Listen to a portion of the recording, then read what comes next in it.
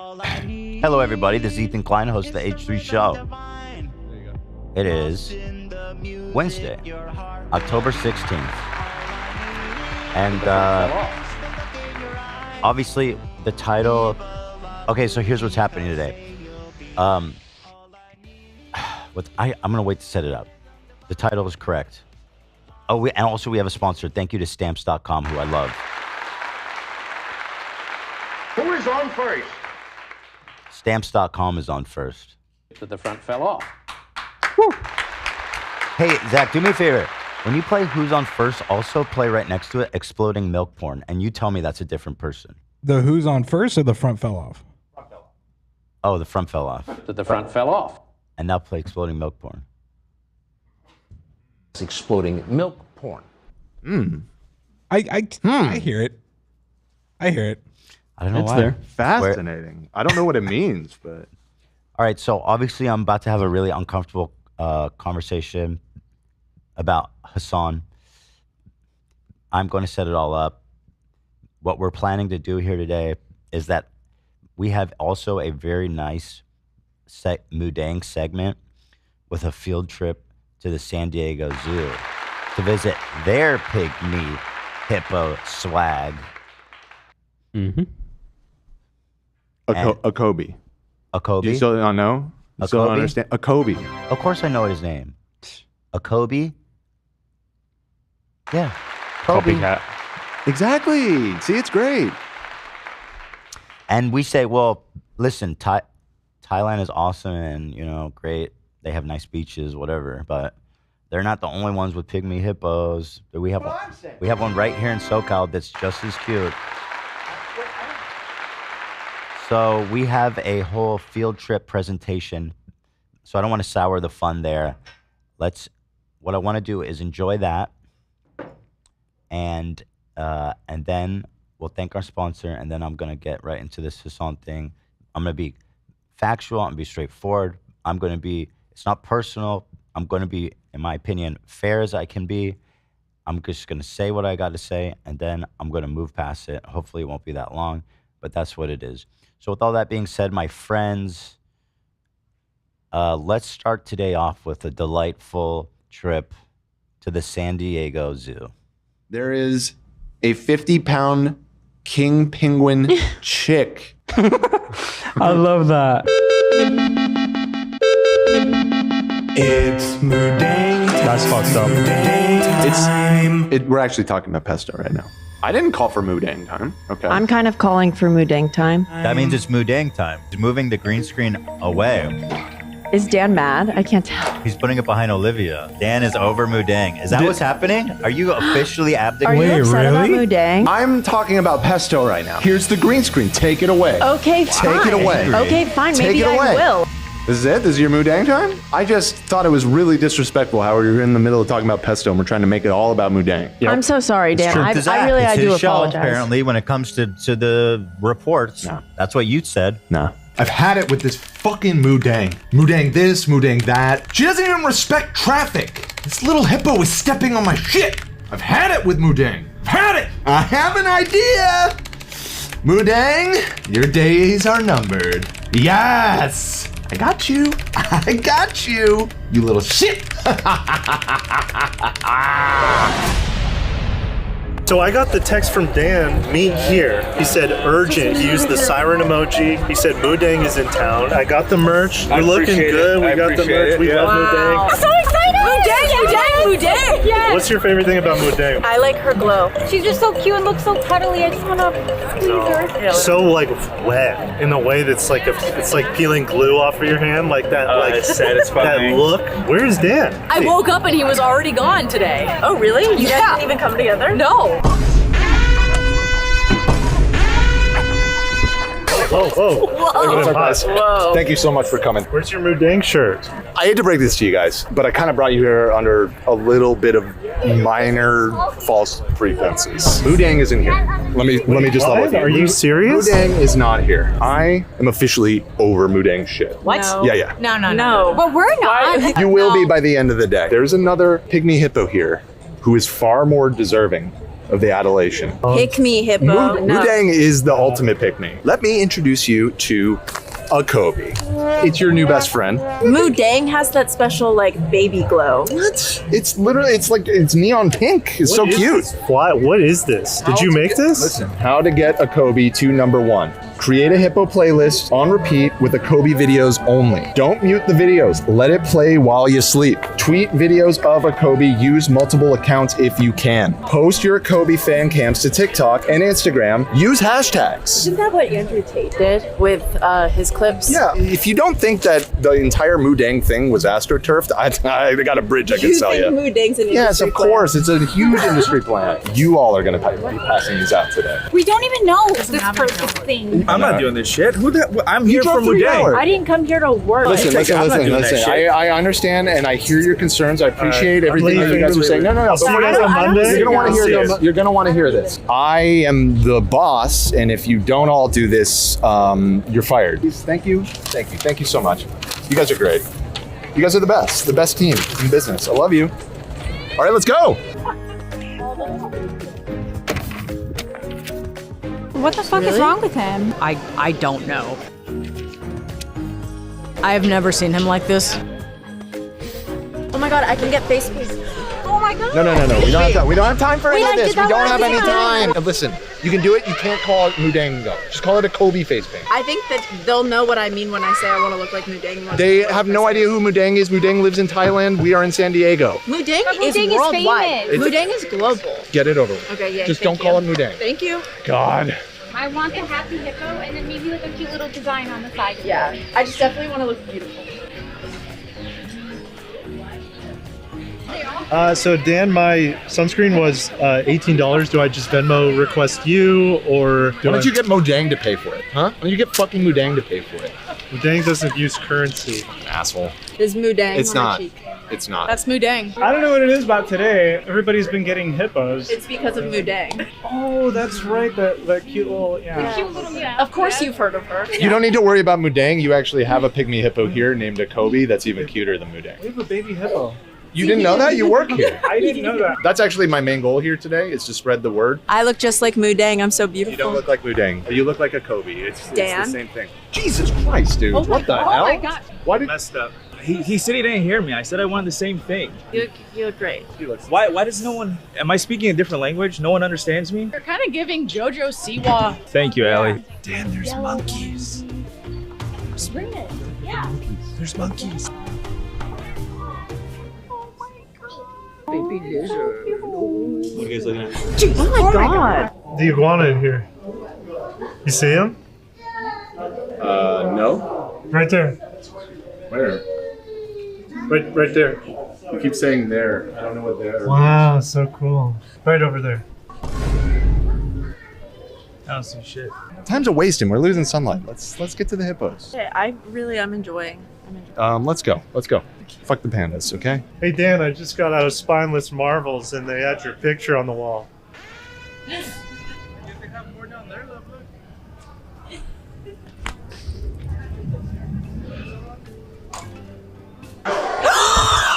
Oh my god. Are those roaches? They are. They're hissing cockroaches. Oh, that's even worse. You know who isn't gross and doesn't hiss? Has probably never hissed in his entire life? Mudang. A Kobe. We'll see about that. Yeah, we will. Heard that one before. Where is a Kobe? We've been here for like 2 hours and I cannot figure out this map. It's like cartoony, it's meant to be fun. Maps are utilitarian. They have a reason to exist and it's to be able to locate things. You need to calm down. I'm not gonna calm down until we find a Kobe. If you're gonna act like that, do it single. Come on. They gave me a hot dog that doesn't fit on the bun. Was everybody here just messing with me today? What is this? I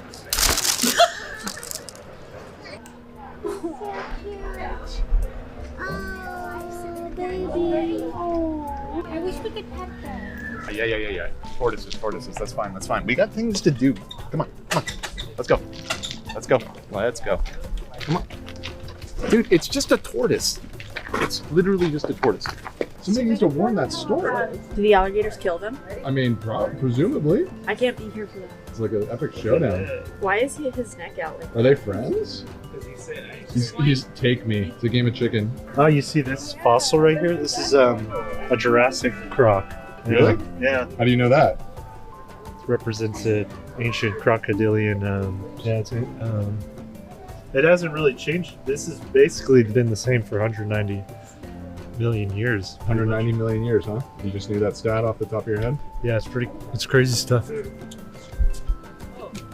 Yo. I know that video. That's my mom. That was messed up. Back in the day, they actually used to feed the jaguars Don't dogs. say that to me. That's what they did. Don't say that to me. Oh, wait. The villain. Puddles? Do you think that's a Kobe's grandfather? No, I think Mudang's. No, Mudang is in Thailand. All right, anybody see any signs of a Kobe? Any I haven't really hippos? been looking. What do you mean you haven't been looking Those for? gators To find were a really Kobe. cool. I don't care about the gators. Really I didn't Okay. know turtles get that big. Okay, what I'm hearing is nobody has seen a Kobe. Wait, who? A Kobe, the hippo, the baby hippo. Cuter than Mudang? I don't recall. We're running out of daylight. It's already almost 4 o'clock. I think we need to get some elevation. All right, come on. Everybody follow me. Come on, fast.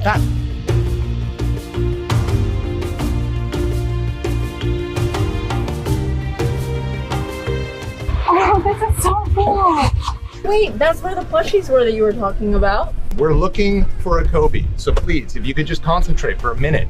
You're the one whose job it is to find a Kobe. I'm politely asking for assistance that you fucking look for a Kobe. Okay, my eyes are peeled Yes. for the hippo. Thank you, that's all I'm asking. Have you all seen a Kobe? Seen a Kobe? Hey, have you seen a Kobe? Oh, it's empty. Seen a Kobe? Dan, you're just like embarrassing us just a little bit. This whole Ethan versus Dan thing is really starting to become a pain in the ass. The weather report and the traffic. A few months ago, I'm up in the air on a helicopter. Now I'm on this shaky ass sky rail. More shakes, more comfortable, I feel. To us, this is normal. True. I feel kind of stable out here. Yeah, actually. it like Not balances out. Well said. Olivia, come here. I'm coming. You're Don't ship the weight. Don't ship the weight. You're heavier than you just called me fat. That's like Titanic. It's just like Titanic. Dan, it's just do Titanic. I'm busy. I'm You're looking Titanic. for a Kobe. Dan, come here. Oh, the It's hippo trail. Mudang time, baby. No. It's a Kobe time. But yes, this is exciting. We're on the right track. Mudang So- time, baby. It's not Mudang time. It is a Kobe time. Dan, Yeah. I would take a picture of that and put it on the subreddit and say this looks just like Dan. Are you serious? In like a good way. You are the GOAT. At least it used to be before you made us come on this that thing dumbass trip. Allie just told me that I reminded her of the animal before, and it was the nicest thing I've ever heard. I thought maybe you would enjoy the The compliment. pigs over there? No, the beautiful gazelle. The gazelle. Oh, the Did you just gazelle. call me fat again? I didn't mean You to. have to The stop. last animal we were at was 2 pigs. strikes. Guess what? You're almost out. Those were literally pigs. We just came from the pigs. Call me fat one more time. Jesus Christ. I see liquid. We're closing in on Kobe. Kobe's here. A Kobe. Yo, it's Mudang. They have a Mudang That's not Mudang. No. Wow. Listen, this is a Mudang great statue. sign. They built that quick. Mudang's like just a baby. They built this whole thing. This is That's literally, She's iconic though. this is a statue of an adult hippopotamus. Mudang, no problem. It's Mudang. This It's is not Mudang. Mudang. It's Mudang. It's not Look at Mudang. Mudang. Wow. It's not even a Kobe. It's literally just. I'm Mudang. I'm a baby. Mudang and a Kobe. Neither of those are a Mudang. Mudang, or a Kobe. They don't Mudang. look anything alike. They literally don't This, look I guess anything this is a Kobe. It must be. alike. No, that's an adult hippo. You mean ugly? Yeah. Did you just say adult hippos are ugly? They're much uglier than the babies. That's a Kobe. I've been trying to tell you guys about a Kobe. Look, it's really cute. Oh my god, a Kobe's that's cute and that little. A Kobe is that cute and that little. Okay, I don't know I'm why you guys are excited. trolling me out. Yes, thank you. Thank Okay, you. A I little love- bit of excitement. We're gonna go meet a Kobe right now. So Baby we can get hippo. the word out that a Kobe is better than Mudang. I didn't say all that. The thrill of the hunt. I can sense him. A Kobe. My spirit animal. Twin flame. Hippo hope runs strong here, but I can make it even stronger. Spread the good word. If I can just locate the golden calf. The promised one to topple the Mudang dynasty. He is close. We're in the endgame now. No, okay, we're here. We're here. Lock in, everyone. Lock the fuck in. So a Kobe better than Mudang. Do we understand? We in agreement? Yeah, for the next 20 minutes. Yeah, if I could go home after this. Okay, 20 minutes. Give me 20 minutes. Let's go. Let's go. Let's go. There it is. There it is. Where? In the water. Wait, that's a Kobe? That's a Kobe. That's not a baby. It's not a cute little baby The pushy. baby is 4 years old. Yeah, the baby's name is Amashli. Oh, it's not even. Yeah. Wait, where's the Kobe? We don't have an Kobe. We have an okapi. A Kobe. Okapi is the animal behind the. Oh, awesome. The giraffe. That's Mudang. She's so cute. Adorable. I know, she's so Thank fierce. Yeah, You're a little bit wrong, Dan. you were saying? You're just a little bit wrong. Yeah, a little bit wrong. Can we be Team Mudang again? We never left. All right, listen, it doesn't matter that it's a little bit bigger than we expected. What matters is that we do the job that we came here to do. I need footage for fan cam. So everybody, phones out. Get your phone out. You two, over there. Olivia, Allie, over there. I can't even see anything. I don't know why he's making me get this angle. It's literally just ass. Just full on ass. Here you go, Dan. Sicko. Not even the staff knows a Kobe exists. He's like a ghost in the machine. Have you not recorded yet? I took it like a Let photo. me see what you sent. That's you. This is you. The fan cam is of a Kobe, not Olivia Lopes. I like my fan cam. This is the Look, ugliest what is video. this framing? Yes, I agree. It's the ugly. Get over here. Well, I don't want to get the disgusting white slop all over its face. Yeah, what are you even getting in the video? Huh? What? It's sort of like a cinematic thing. Yeah, but it doesn't have a Kobe. Oh, you know what? 0.5, and then you do it upside down. That's cool. None of these shots have any hippos. That looks sick. There's no hippos in this shot. And now I'm emerging from the water. That's a tree. Should I airdrop that to you, or Are you not listening? Nothing okay? you just shot is useful. So Google Drive.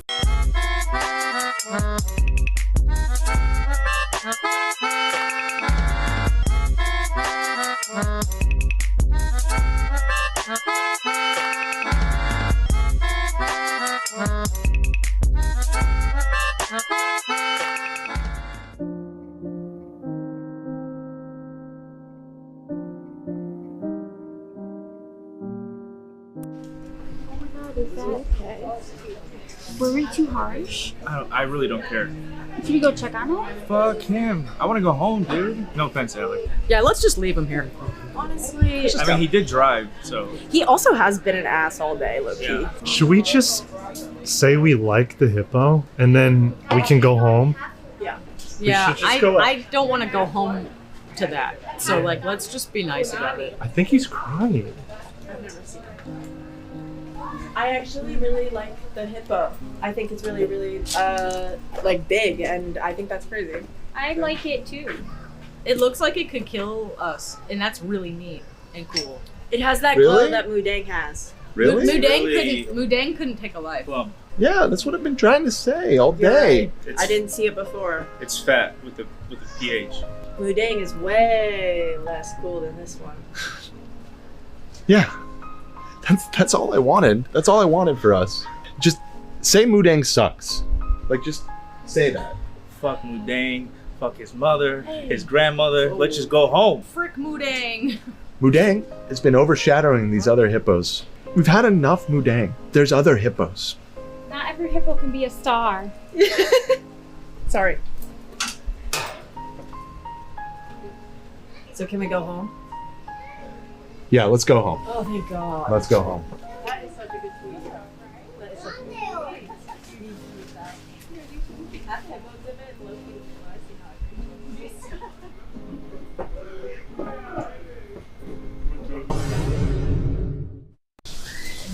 Wait.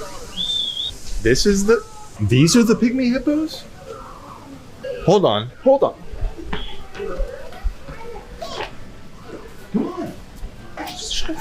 Huge mistake, guys. These are the pygmy hippos. Right there. A Kobe. A Kobe.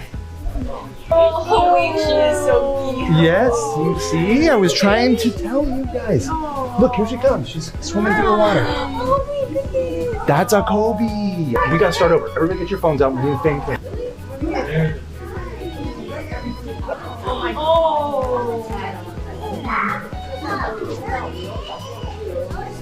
Ooh, get her walking away.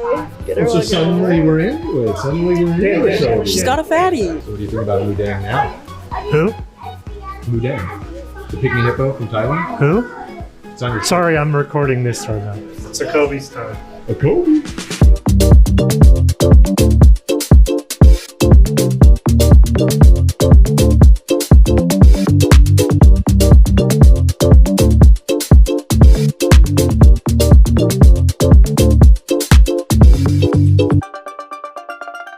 Thank you, Kobe. Wow.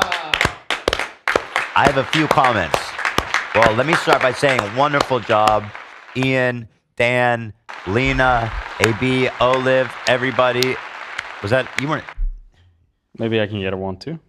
I wasn't there. Did I? He helped thank clean everyone? up the audio in one short segment that we had. Thank you, love. Yeah. Nate was there. We see you. Yeah. Oh, Nate was not there. Oh my. yeah, Nate wasn't there. I was You're like, so right. You're oh my thinking god. of the thing we did the other day. thank you, everybody. Oh yes, we've done so many field trips. I have to say, first of all, what the fuck is going on at the San Diego Zoo? They're sitting on a gold mine and they don't know. They are hiding a What are Kobe they from the do- people. What are they thinking? I don't know. It was in this little tucked away area. It's fucking. It legitimately was hard to find the pygmy hippos. Well, yeah, you asked that guide and she's like, "Oh, idiot." She was like, "No Akobe here." And it's just not true. And Akobe was a star. You were right, Dan. They really, I'm always right. they are really dropping the ball. And Dan, I'm actually supporting you. I think I think nationalism is. We need to promote pygmy hippo dominance, world dominance. It's a nationalistic move. That's not what American- the video was about at all. No, it's about America great, Thailand bad. No. Our pygmy hippos are smaller. Mudang is bad. Our pygmy Mudang hippos is even are bad. smaller Hold on. and cuter. Hold the fuck on. This is Okay? America. You are extracting the wrong lesson from this completely, okay? You do not understand. This is not about Thailand. This is about Mudang and the industry, the little cottage industry that propped up around Mudang. You see? Where does Mudang live? In Thailand. Where does Puyang live? Or what's her name? Akobe. Akobe. I said Akobe. Where's Kobe? You did not say You Kobe. didn't. You called Akobe Who's Apubi? something. Okay, let's listen to the words coming out. Akobe. Where's Kobe live? In the San Diego motherfucking zoo. God bless America. Right. Okay. Yeah. She's smaller. She's slimier. Cuter. She's cuter. Bigger snot bubbles. She has a better house. More Well, snot. She does have a better house. Yeah. It was a better environment, it seems. Dude, they got to do better for Mudang. You know how much money they're racking in? She doesn't even have like a pool. There's somebody there with the hose all the time. They got to She keep has her. to have a pool. She has I a haven't pool, seen but one. it's bad. It is really sad. What the hell? Yeah, she deserves better, dude. Okay, well, maybe I'm being too harsh on Mudang, and I should be harsher on the zookeepers. I love that take, and I agree with you. Yeah. I think we should kill yeah. Mudang and all other No. pygmy hippos outside of America. Okay, no. Yeah. Let's You know how not. China has like a monopoly on pandas? I want that for us. Long live pygmy hippos for real, for real. Pygmy hippos aren't from San Diego. Does Just not matter. Well, no, America in general. You could put them in Texas. They're native there, or They're Florida native or to Texas. something. Yeah. Uh-huh. They're native areas. I didn't realize that. But we can I use didn't them realize as that at all. We can use them as bargaining chips, diplomatic, good offers of goodwill. But they need to come to us. That's my goal. That's my dream for pygmy hippos. What a dream it is. I- Just like Martin Luther King, for real. Right. Yeah. With that dream. Thanks for saying that. I've been waiting for someone to point that out. But the front fell off. And AB, this is so you. I don't know if anyone's pointed that out. You kept talking about. I saw turtles, people in the too. chat make that comparison as well. You know this kid, AB? I just saw it on subreddit. I put it together. I like turtles. I was wondering what the hell everyone was talking about. I'm like, did I say that? It's iconic. That's iconic. You don't know that video? That's like Back here live Might at be Waterfront lower. Village with my friend the zombie, Jonathan. You're looking good. Jonathan just got an awesome face paint job. What do you think? I like turtles. All right. You're Me too, great man. zombie. She's so funny. She's like, bail. Dumbass kid. No follow-up questions. Thank you. So that's so AB coded. That's so AB. Thank you. But yeah, we had a great time. down at the zoo, and it was a pleasure to see a Kobe. And frankly, you know, we played it off for the bit, but the big hippos were really cool too. Big hippos they're pretty neat. It's true, they were. Yeah. Huh? Beautiful creatures. You know, it struck me that I did think that this creature looked like Dan. Yeah. Right? I saw it. From far away, I was like, is that Dan? Let me get it better. Yeah, I don't know, man. I see it. Uh-huh. Oh my god. Oh my god. It's uncanny. I believe that's Dan. All right. All right. Sort of antelope thing. So, well, that was very fun. Thank you, guys. Love that. Love that. Oh, here we go. Hold on. Real quick. By the way, that's awesome. Of course. Oh, you don't see it? 1 second. 1 second. We got it. And there it is. Wow. Wow. So worth the wait. Amazing. By the way, I'm committed to this thing. I've noticed. Even is hitting that headband, and honestly, looks This is me great. now. This is who I am. I ordered you a Nike one, like the ones Casey used to wear. It was awesome. Yeah, this strap, I need some designer shit. You're hitting like the one with the prongs. I love that, and it gathers hair, and it makes you look so beautiful. Yeah. Honestly, because I want to grow my hair out. Everybody says, "Oh, grow your hair out." Ela says, "Oh, grow your hair out." So I'm doing it, but like I'm not gonna be like when I was in middle school and just have like this. I'm trying to look, an adult. What if you Jojo Siwa yourself? Because she's cornrows. Famously, she's famously putting her hair back so often, and her hairline is like pulled back because of it. You think so? That's why. And I think KSI did the same thing. Oh, you think he pulled his hair? No, yeah, he always has in a bun. Forehead is made of like clay. I think it's like, I don't know. Maybe I'm just spewing misinfo, but I think it's a real Be thing. easy on your forehead, people. Yeah.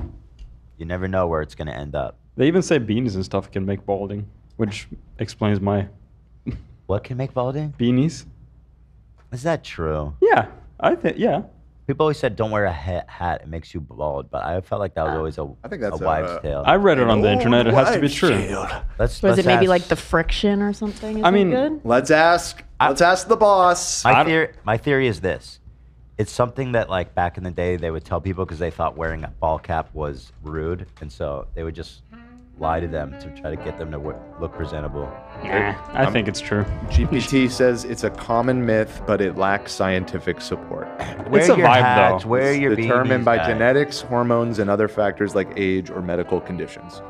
That's bullshit. And I believe it. Well, you're not old, but Yeah. and you don't have medical conditions. So, yeah, I think you're just balding. Maybe it's like a self-fulfilling prophecy because people balding wear hats. That would make sense. It's a vicious cycle. So See? Yeah. there is something called traction alopecia, which is a type of hair loss that occurs when your hair is repeatedly pulled back. Oh, like Ethan's doing. Yeah. So yeah, No, it's not that's a that good tight. theory. It's not that tight, you guys. It's not pulled back. No, and also the wire headband would never allow for that type of tension. Exactly. Yeah. Just putting it out there. Be warned. Be careful. Don't get that shit too I tight. have with KSI's hairline. I'm warning you. What, Nate? Your mic is not working. Oh. There you go. Oh, there you go. I will say that growing up, I rarely wore hats and beanies, and I have a nice head of hair. Well, do you now? Yeah, but what about your family? How nice They of must you to all be- offer that information, Nate. Yeah, thank you, bro. I wear hats all the time. My hair is still the same. Oh, great. I mean, I wore hats. Nate, you have a great head of hair, but Thank you. does that not run in your family? I don't think I have anybody balding in my family now. Well, that's why. It's not the hat. Let's just say that hat's also a reason. The hat. I'll say this: hats make your hair last longer because it protects it from the sun. Putting that out there. My hair gets more white on the summer because the sun is bleaching it. You have such beautiful blonde. Thank you. Hair. It really is, Thank you. I really appreciate really that.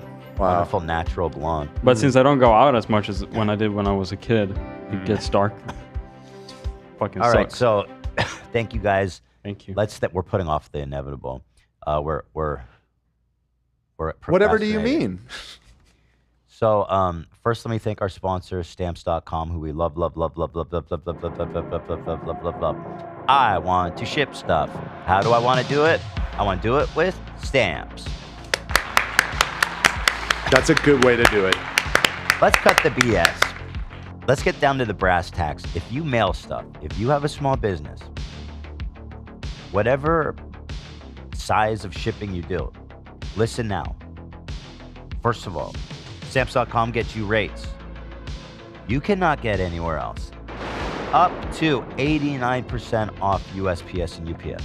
Boom. Brass tacks. Case closed. Other brass tack moment. You're going to get an amazing offer if you go with stamps.com. They're going to send you a free digital scale so that you can weigh packages from your house, print the exact postage, put it on the box, and then leave it at your door for the ultimate convenience. We're talking money saving and time saving. It truly is it's the perfect thing. Wow. As far as mailing goes, it doesn't get better. Excuse me.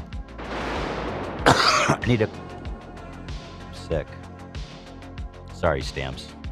It has nothing to do with you. That's not all, actually. If you go to stamps.com/H3TV, you get a special offer that includes a 4-week trial. Free postage? Well, hold on. I know they gave 89% discounts off, but now they're saying free postage. That's 100% discount. Wow. Yeah. And a free digital scale. There's no long-term commitments or contracts. This is the real deal, guys. Go to stamps.com/H3TV.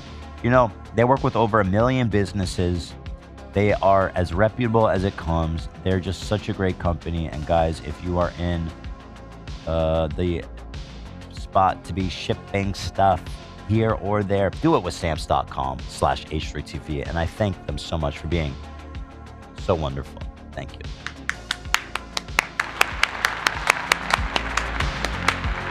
Shout out Stamps. Love them. Big up. They really are terrific. All right. By the way, we were supposed to have this shirt. We were going to drop this shirt and donate a portion to San Diego, but it's not online yet.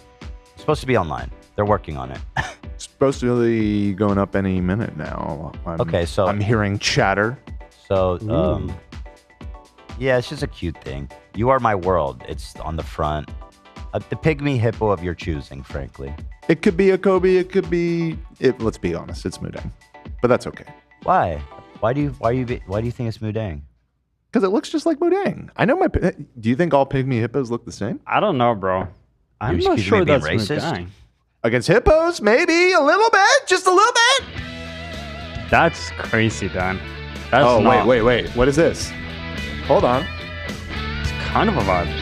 I don't know.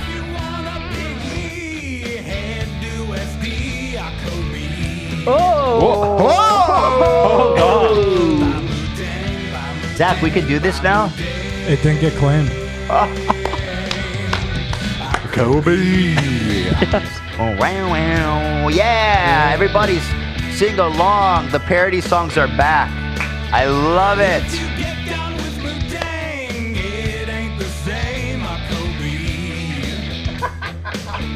A Kobe.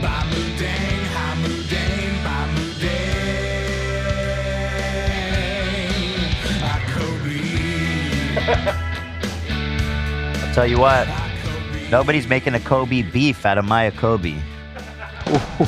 No. Won't allow it. Zach, fantastic. The parody songs that we used to do are so fun and they got claimed, but we figured it out. I'm cooking up something for next week. I won't say what. But I am so thrilled. At this rate, we're gonna have to put out a Christmas album. I think that'd be an awesome idea. iTunes? Yeah, man. I know people have been wanting them to like listen, unironically. And there's so You many gotta do a great studio version of your freestyle the other day. Oh, dude, that'd be reenact it. Your rabbi rap. Dude.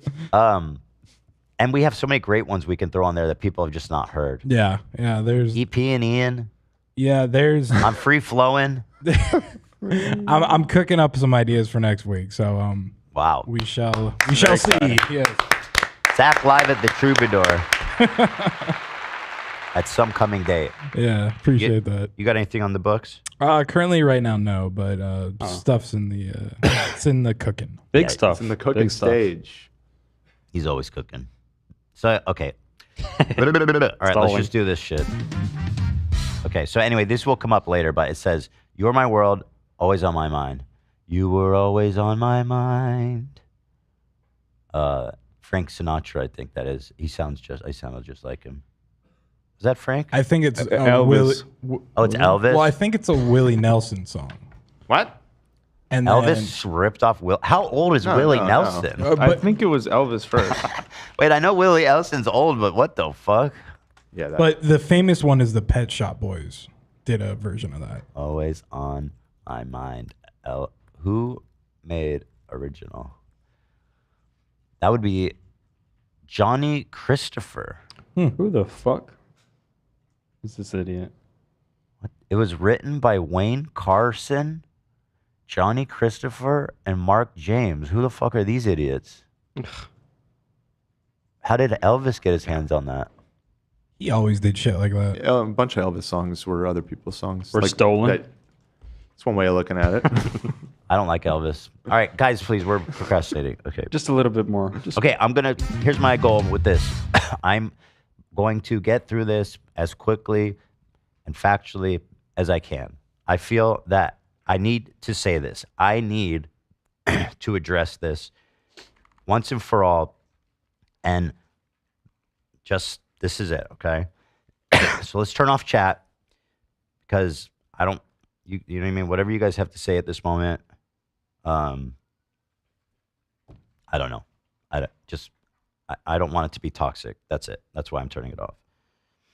All right. As I said, I'm going to be quick and factual. There's no fluff. I want to get through as fast as I can. This is not something you're interested in. Obviously, I understand.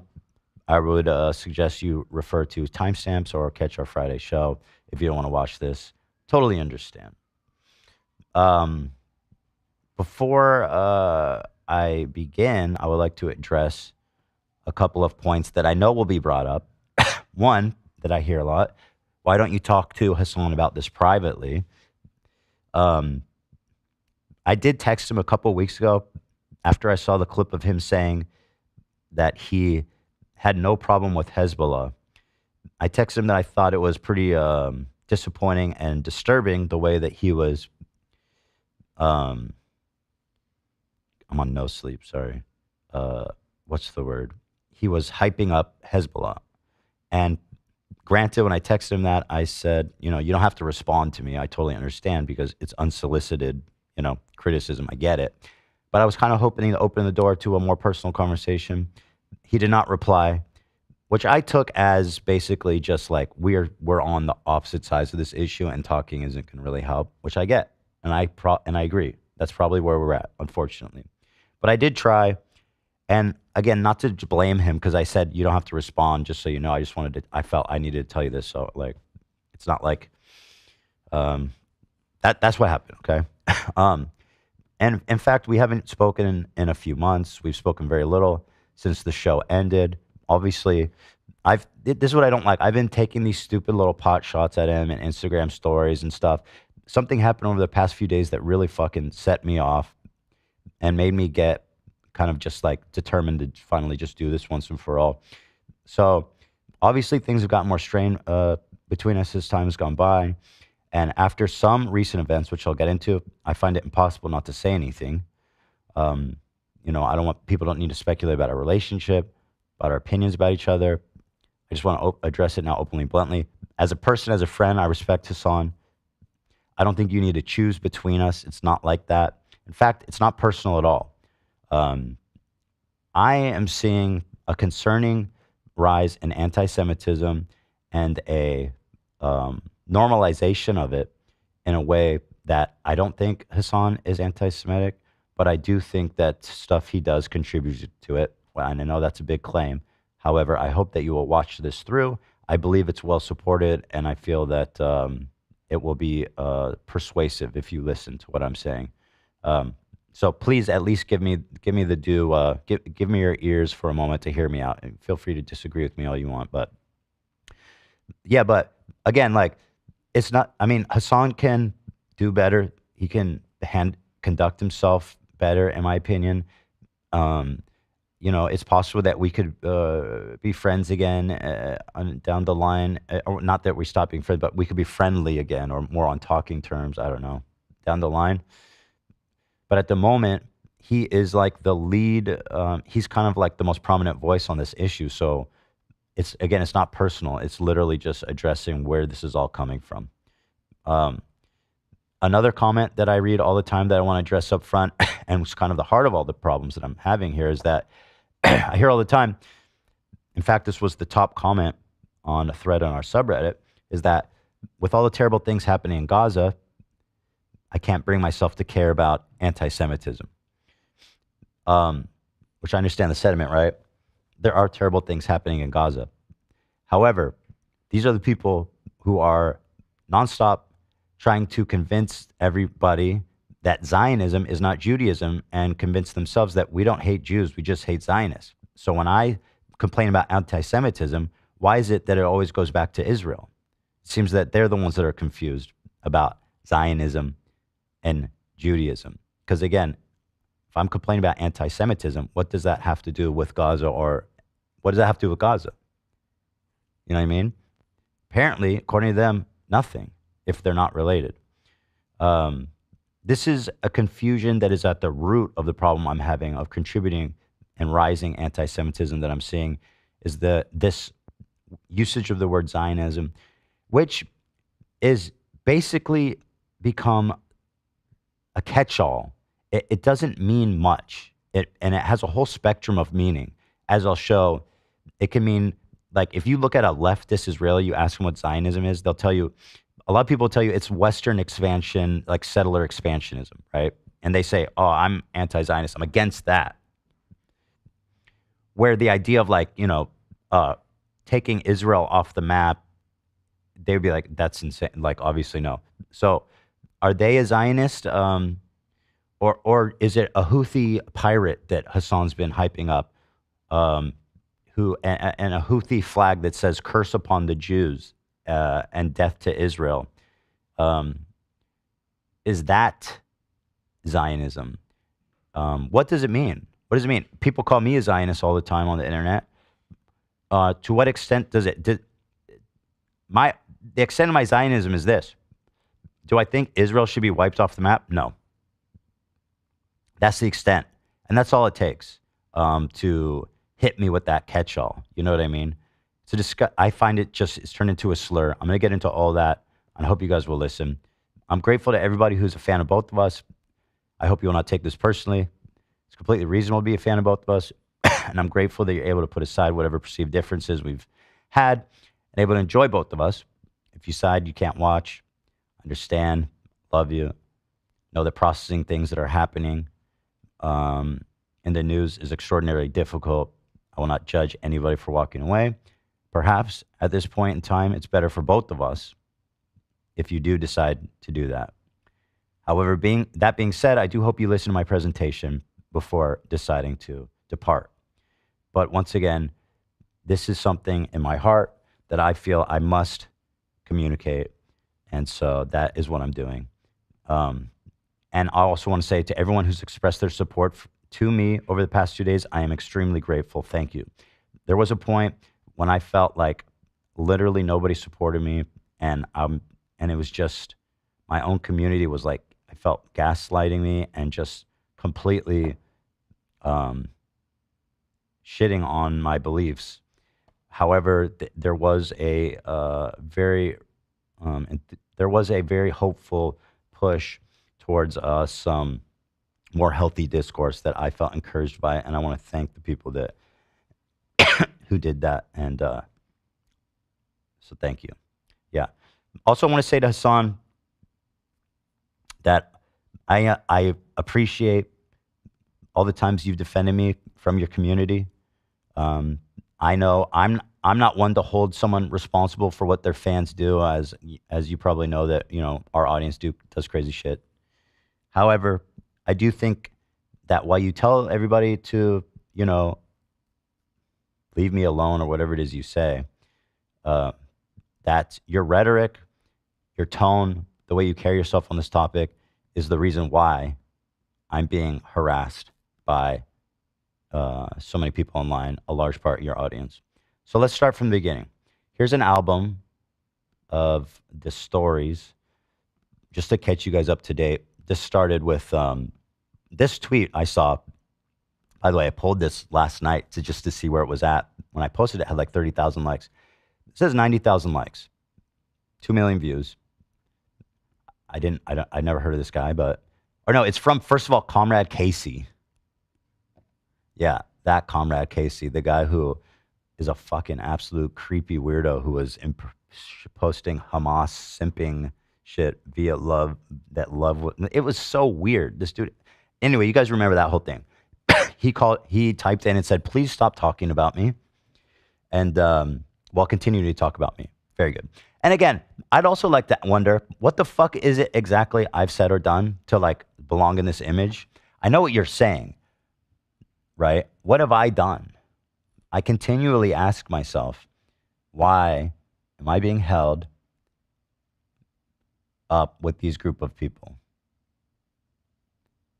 And anyway, Comrade Casey said, I'm assembling a team. This guy, Hasan Situation, said, I hope they commit suicide squad. And which I found, I'm like, wow, okay, so 90,000 likes telling me to kill myself for a belief. And again, this is part of the problem. Like, what have I done? Like, why am I in these memes getting 2 million views of me telling me to kill myself? Because apparently I'm like anti-Islam or I hate Gaza or whatever. I mean, Asmongold was just blasted for saying horrible shit about like, I don't remember the verbatim, but he said something like Muslim culture or Arab culture is inferior, which is insane, right? It's fucked up. It's insane. When have I ever said anything like that? You know what I mean? Never. Okay? So, but since when is telling people to kill themselves like normal? And again, part of the irony of this whole thing is that on the left, they're basically willing to undermine everything they believe in. I guess at the behest of going after Zionists, because they see Zionists as subhuman. They see them as Nazis. They've given each other permission and consent and the green light to essentially target whoever they perceive as Zionists with whatever abuse they deem necessary, because they're Nazis and they're killing children and innocent people in Gaza. That is my problem. Anyway, I responded to this tweet telling me to kill myself with 90,000 likes. I said deranged shit telling me to kill myself with 36,000 likes at the time, 36. What exactly as I said or did? Nobody has ever been able to tell me. Moving on to the next one. It made me think of this tweet from our wonderful Houthi pirate, the cute Houthi pirate that Hasan interviewed. And I remembered this tweet he put out. Just a cute tweet from our favorite Houthi. Same people telling me to kill myself love this guy. And that's true. They do. They love him. Hasan interviewed him. He hypes him up even as recent as like this week. Okay. This is a tweet he put out. The execution that we will carry out on all Zionists. And it features somebody whose arms is tied behind their back and they've been impaled by a spike through their asshole and up and through their mouth. Now, I would like to know what people go, Hasan talked to him and he said he's not a Houthi and he says he doesn't hate Jews. Why is it you understand how this works with every other minority group? Like, do you really think that if I asked this guy, like, tell me what do you think a Zionist is, that he would have some nuanced answer about the difference? I mean, as you'll see, this kid is a rampant anti-Semite and a violent Houthi terrorist, which I will prove to you guys, in my opinion, beyond a shadow of a doubt. However, so like this kind of rhetoric, frankly, disgusts and scares me. People call me a Zionist. People call my wife a Zionist. It's my family. This is my children's life. Okay? And this is a guy someone who I considered a friend, is talking about how cute and funny and awesome he is. Well, the immediate reaction to this was our subreddit getting mobbed by Hasan fans and probably snarkers, overwhelming the comments. overwhelming it. Now, here's where they say, top comment. This dude isn't a Houthi. He literally said it in an interview with Hasan. Like, how fucking obtuse are you, seriously? Like, David Duke says he's not a Klan member and he doesn't actually hate black people. It's like, okay, so I guess he doesn't. Like, are you fucking dumb? Okay, I'm getting too emotional. I'll calm it down. But yeah, obviously, he isn't a Houthi. He literally said it to Hasan. Okay, great. Also, this is the part that they go after. This tweet is fake. Just like Ethan, you morons have been duped. Now, I'm thinking to myself, I saw this tweet. I remember it. This is a real tweet. What's going on here? Then people uncritically start accepting it. Wait, for real? Jesus Christ, the misinfo is nuts. Then they respond, yes, and sycophants that are willing to believe Muslim Arabs are inherently evil will fall for this like Ethan. Now, excuse me. I said this kid's a piece of shit and all you heard was Arabs are evil? I mean, what the fuck is wrong with you, dude? Like, why is that what you heard? Continuing, here's a Hasan, both of these, this guy's a Hasanabi head flare. Honestly, it's really sad watching Ethan slip into this rabbit hole and showing his bias. Brings back memory of that Forsaken Leftovers episode when he wouldn't even engage with Palestinian plight and kept saying, what about Israel? I don't even know what he's talking about exactly, but essentially, they've all, and this is just an excerpt, but the whole chat was like, this is misinfo. Ethan's like lying, and this kid is innocent. He would never tweet this. He would never, ever tweet this. Moving on to the next one. I did a tiny bit of research, and I found the archive, thankfully. I would have lost my mind if I didn't, because I swear I saw it. Here's the tweet. It happened. The execution that we will carry out on all Zionists. Here it is from this kid, July 23rd, 2024. By the way, he's banned on all social medias, and there's a reason for that. It's because he's a fucking terrorist, and he posts shit like this. Okay? Does that surprise anybody? I said, so now that we've proven it's real, I suppose we'll see a lot of apologies and corrections. Of course, we did not see that. But kind of what continues to shock me is, people on the left are so hypercritical of MAGA people being like divorced from reality and not listening to reason and not acknowledging facts and kind of just thinking, and whatever they think is real, they speak and it becomes real. That's literally what just happened in that chat. I posted something that was true, and because it went against their dogma, they swarmed our subreddit to accuse me of lying with zero evidence, and people uncritically believed them. That to me is disturbing, and that to me is dangerous. Here's a post that, again, doesn't have a lot of engagement, but I was struck by the fact that it had minus likes, excuse me. As I said, I'm getting over something nasty. This person said, so all the hate speech and threats of violence are fine because there's other horrendous violence. It's okay for everyone to post violent hate speech because violence exists. Please explain. Things can be bad without there being a comparison. It's not a zero-sum game. I don't want atrocities, cruelty, and violence, and I don't want hate speech all over social media.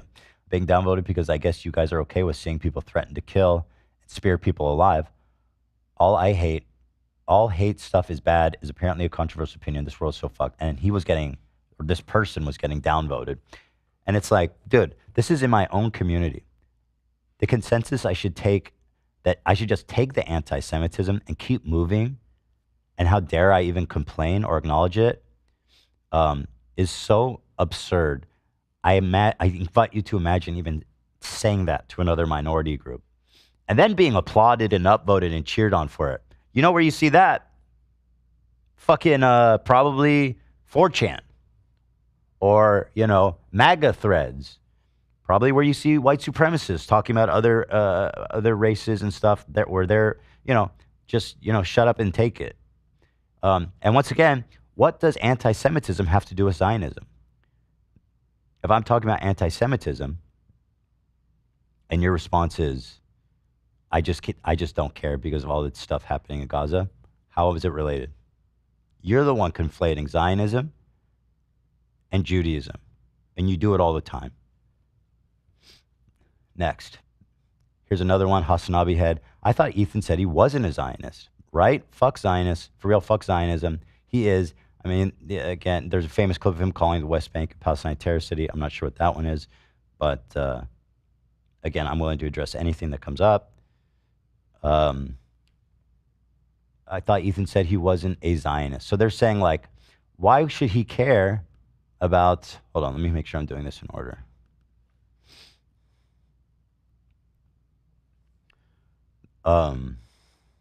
So they're saying, in response to the spike, this person being impaled by a spike to death, and him saying, I want to kill all Zionists like this, they say, why should Ethan care? He's not a Zionist.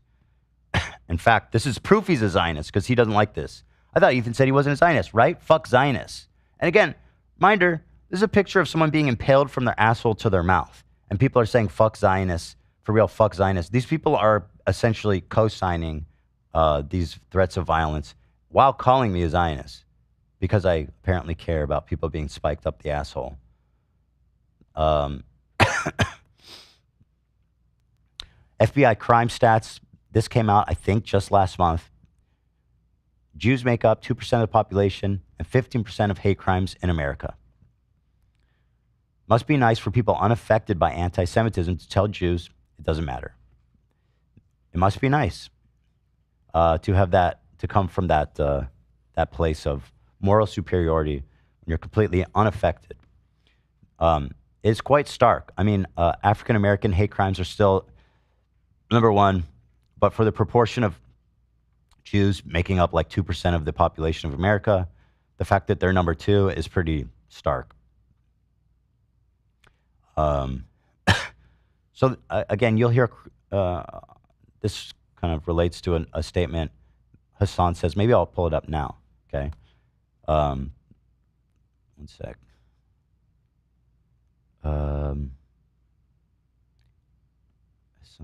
says 16 in the doc. Here it is. One sec here, guys. 16 in the doc. This relates to this. I think what's crazy about this he's is talking that, like, about honestly, at this point, I don't even remember what me and Frogan were arguing about, but he's basically defending Frogan. Do you remember what happened, Dan? Is Dan there? What happened with Frogan? I literally don't even remember the details of it. You don't want to say it. That's fine. You Yeah, unfollowed her. I say what? You unfollowed her, and then she talked about it in Discord. Is that what he's talking about? Oh, this is from the first one? Yeah. Okay. So then that's what it's about. When I unfollowed her, and then she said I hate Arabs and stuff in Hasan's Discord.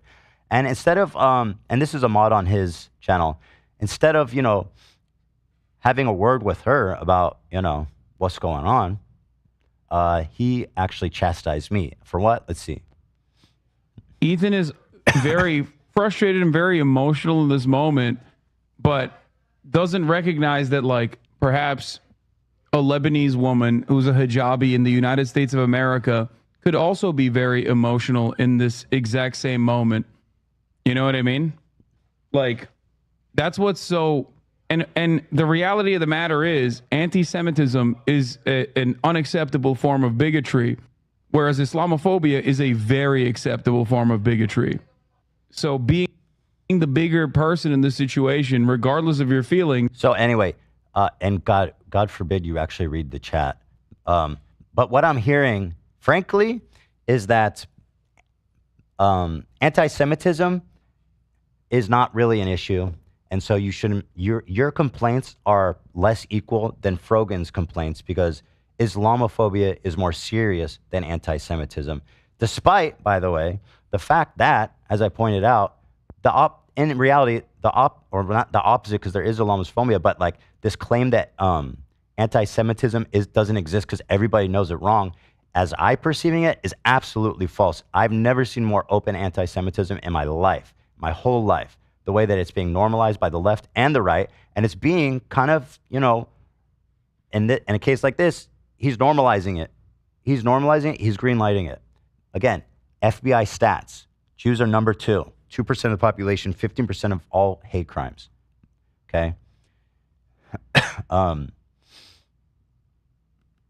This is all I'm here. This is what I hear. This to me is it's disgusting. Frankly, it's disgusting. It's a disgusting thing to say in the face of rising anti-Semitism, which once again, apparently has nothing to do with Zionism. Ethan is. So why is it, that like when Stop Asian Hate, that movement happened, when, these terrible hate crimes were happening to Asian people during COVID, of like random acts of violence in New York City and elsewhere, the people like Hasan, excuse me, and left rallied behind them. Nobody said, well, there is a chance China let it out of a lab. So, maybe the problem is that you need to get a hold of China. Maybe you wouldn't be getting punched in the face if China wasn't locking down its country and whatever. That's what I hear from people like Hasan. Can I just say real quick, there's a few things I want to say, but I want you to finish. I know you have a lot to get through, so I'd rather say it at the end, but there are a couple things I'd like to say in response. Okay. I'm very emotional in this moment, but doesn't recognize that, like, perhaps a Lebanese woman who's a hijabi in the United States of America could also be very emotional in this exact same moment. You know what I mean? Like, that's what's so... And once again, comparing actions, I quietly unfollowed her to avoid any problems. She was posting what I perceived as sympathetic posts, encouraging and glorifying Hamas violence against Israelis. Didn't want to see it? I unfollowed her. She started making a huge scene, and including going into Hasan's community as a moderator and saying, I hate Arabs. The actions are not equal, not even close. The reality of the matter is anti-Semitism is an unacceptable form of bigotry, whereas Islamophobia is a very acceptable form of bigotry. So again, her problem with Islamophobia is worth listening to. It's very real, and we have to listen to her. And frankly, she can't really do anything wrong. It seems like no matter what, because she's emotional, or she's a woman who's wearing a hijabi. He said, I don't know how to say it. Hijabi.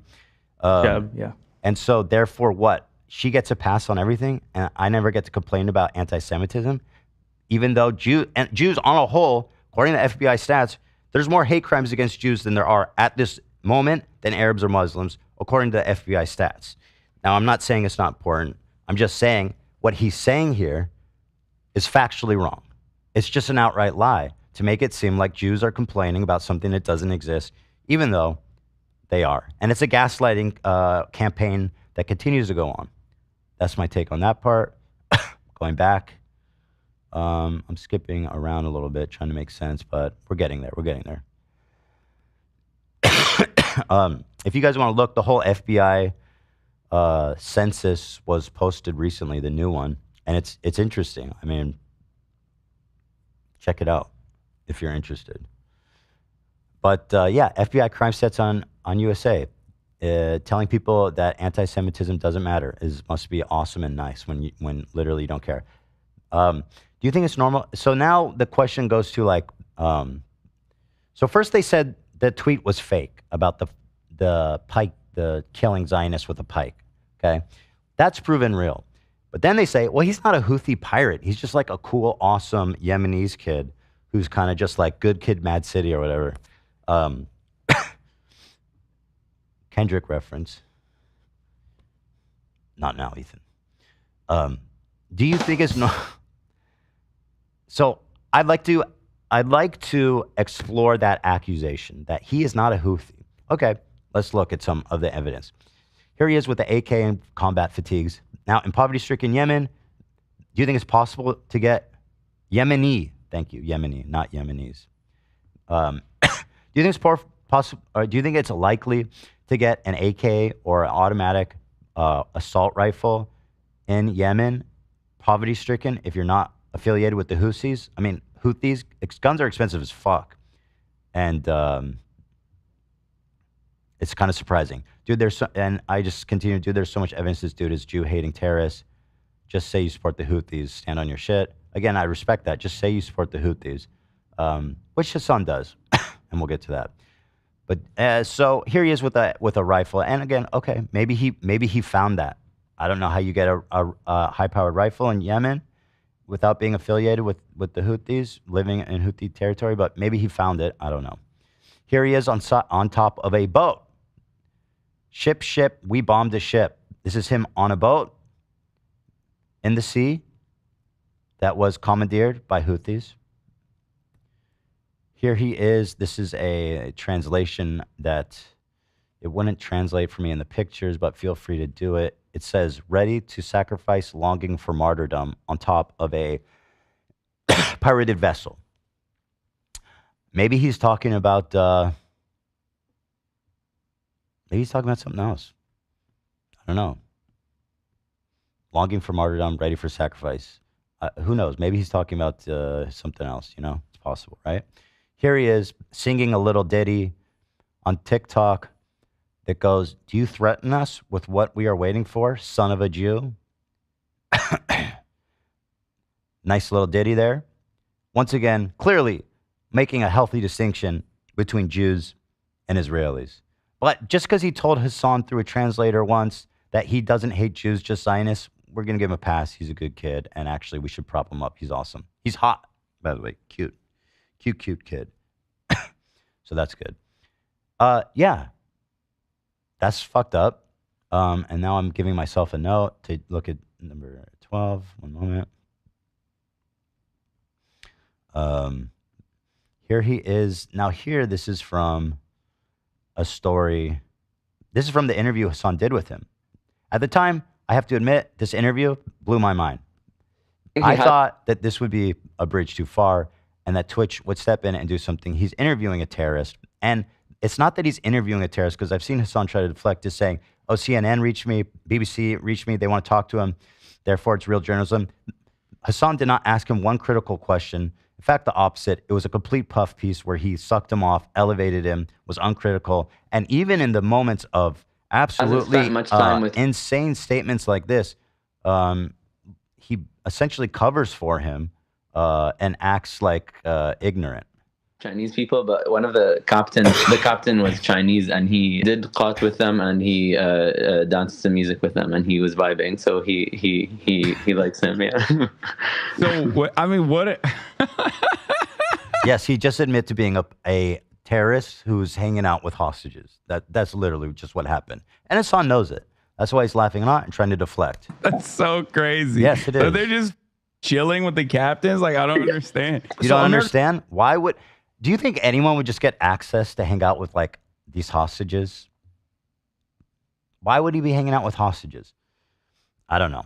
But Hasan does a good way of deflecting it and being like, oh, no, this is just funny, silly stuff. You know what I mean? Awesome. Moving on to the next part. Here's more terrorcore tweets, I like to call them, from our friend Cute Luffy in IRL. There's a couple more for you guys to enjoy. This one is whatever. This one is the ships we bombed and sank. Okay, not him, because he's not a Houthi, but apparently they bombed and sank stuff. To every Zionist, I will put this into your stomach. It's him once again with an assault rifle, looks like an AK-47. So that's the second death threat he's made against Zionists. And of course, as we know that he loves in his songs, son of a Jew, we will kill you. There's a healthy distinction here between Zionists and Jews. And therefore, why should I care at all that Hasan is propping up a dude who's threatening to kill Zionists, who clearly has no healthy distinction between the two? And he continues to blur the lines between people who say Zionists and people who mean like normal-ass people who aren't fucking like genocide committers, and opening the door to rampant, blatant, open anti-Semitism of the guys using the slur Zionism, which has no fucking meaning, no definition, because it's so broad, it's so nebulous, it means nothing. And it can be employed 1,000 different ways, 1,000 different people, and people use it just as a matter of fact, like everybody knows what it means. People started calling Bernie Sanders and AOC Zionists. I forget why, but they did something that everyone perceived as being pro-Israel or something, and now they're Zionists. And you know, it's like, well, I know AOC's not a Zionist. You know what I mean? But according to him, we need to kill her. We need to put her on a spike. We need to put AOC on a spike, kill her, shoot her with a gun. That's what Hasan thinks is not a problem. Moving on. So I don't know. Is he affiliated with the Houthis? I mean, listen. At this point, I believe that it's impossible to deny. I do. I think it's impossible to deny that this kid is affiliated, deeply involved with the Houthis. He's on ships. He's blowing up ships. He's hanging out with hostages. He's walking around with guns, combat fatigues. There's enough evidence, all right, to at least be like, hey, you know what? Let's not fucking spike Zionists, okay? But no, his fans, here's what they do. They first call me a liar that the tweet's not real. Then, once the tweet's real, they say he's not a Houthi. So, also you're lying. There's no point to which reality catches up with these people. There's no point in which me presenting facts, disputable facts, will change their mind that whatever they're obsessed with is real and that me, a Zionist, is lying.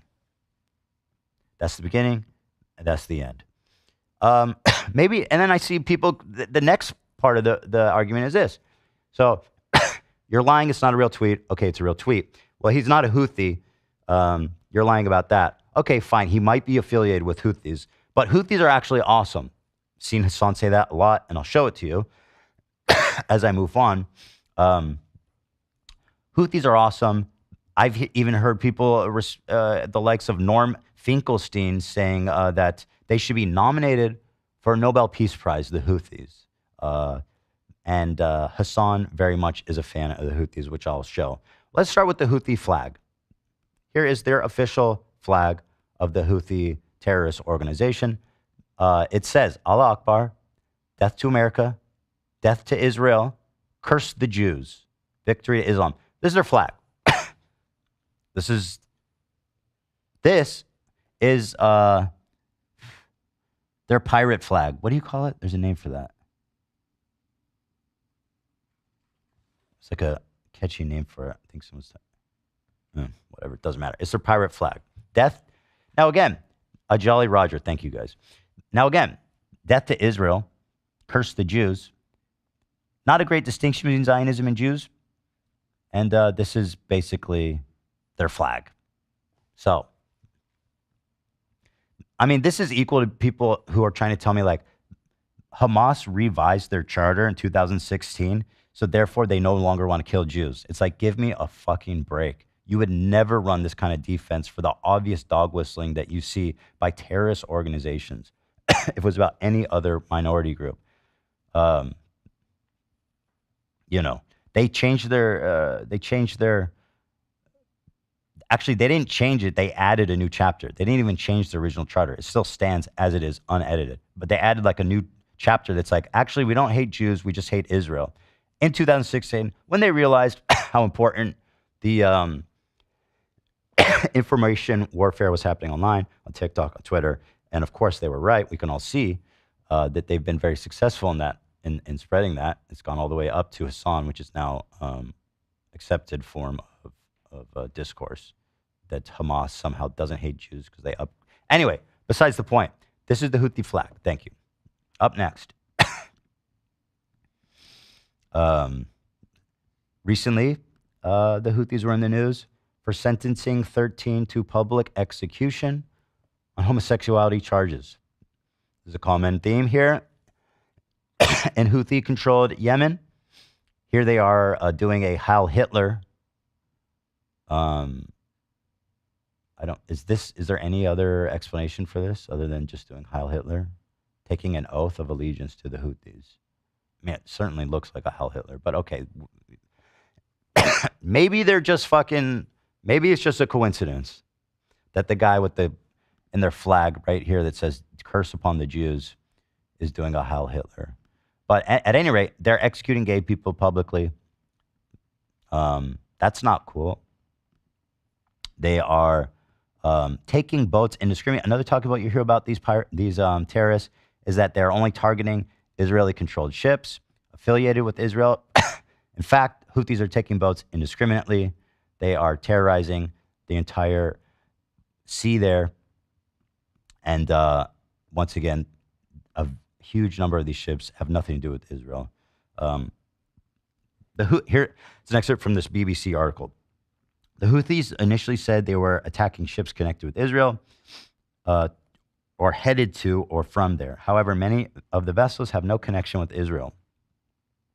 Major shipping companies have stopped using the Red Sea, through which almost 15% of global seaborne trade usually passes, and are using a much longer route around southern Africa instead. So, once again, people run defense for the Houthis, Hasan included, saying, as I'll show you later, that they only target Israel ships. It's not true. Not only that, they board these ships, they take hostages, and then, guess what? They disappear. We don't even know where the fuck they are. They kidnap people. None of them Israeli, by the way. And apparently they hang out and have parties with this cute youth Houthi kid. But other than that, we don't know where they are. We don't know what they want. We don't know if they're alive. And it's just a fun game we like to play with the good guys over at the Houthis. Here's a CNN article about them imprisoning shipping crew hostages indefinitely. Let's take a look here, just for your enjoyment.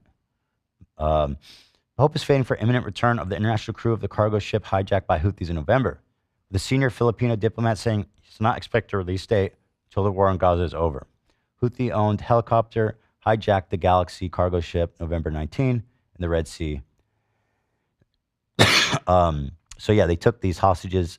None of them are Israeli. In fact, I have a rundown of their nationality here. Hostages taken from the Galaxy. Yeah, thank you. The hostages comprise of 17 Filipinos, 2 Bulgarians, 3 Ukrainians, 2 Mexicans, and 1 Romanian. 22 hostages, 0 Israelis, 0 Americans.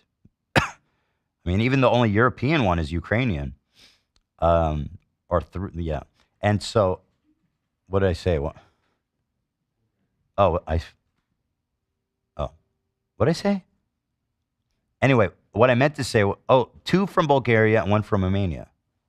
That's correct. Okay. Yeah. Excuse me.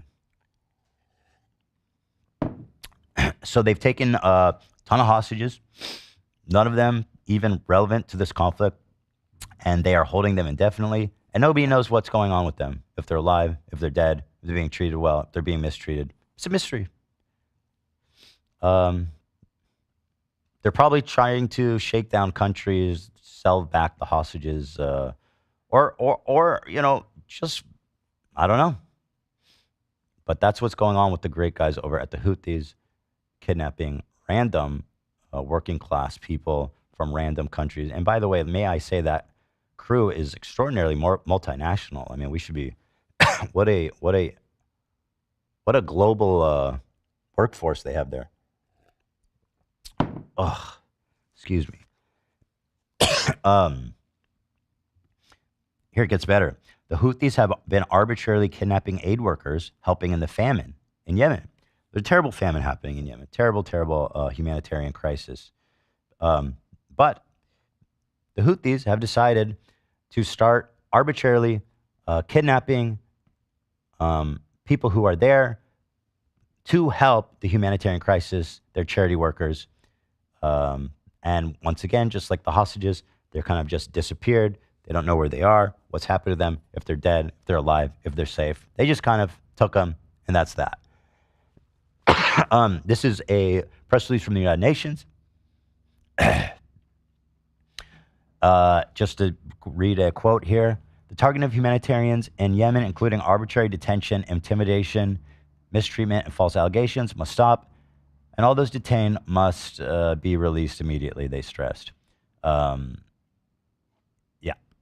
So they're not, frankly, trying to help the humanitarian crisis happening in their country. And it's tragic. It really is. These are not good people. In fact, they're quite evil, it seems.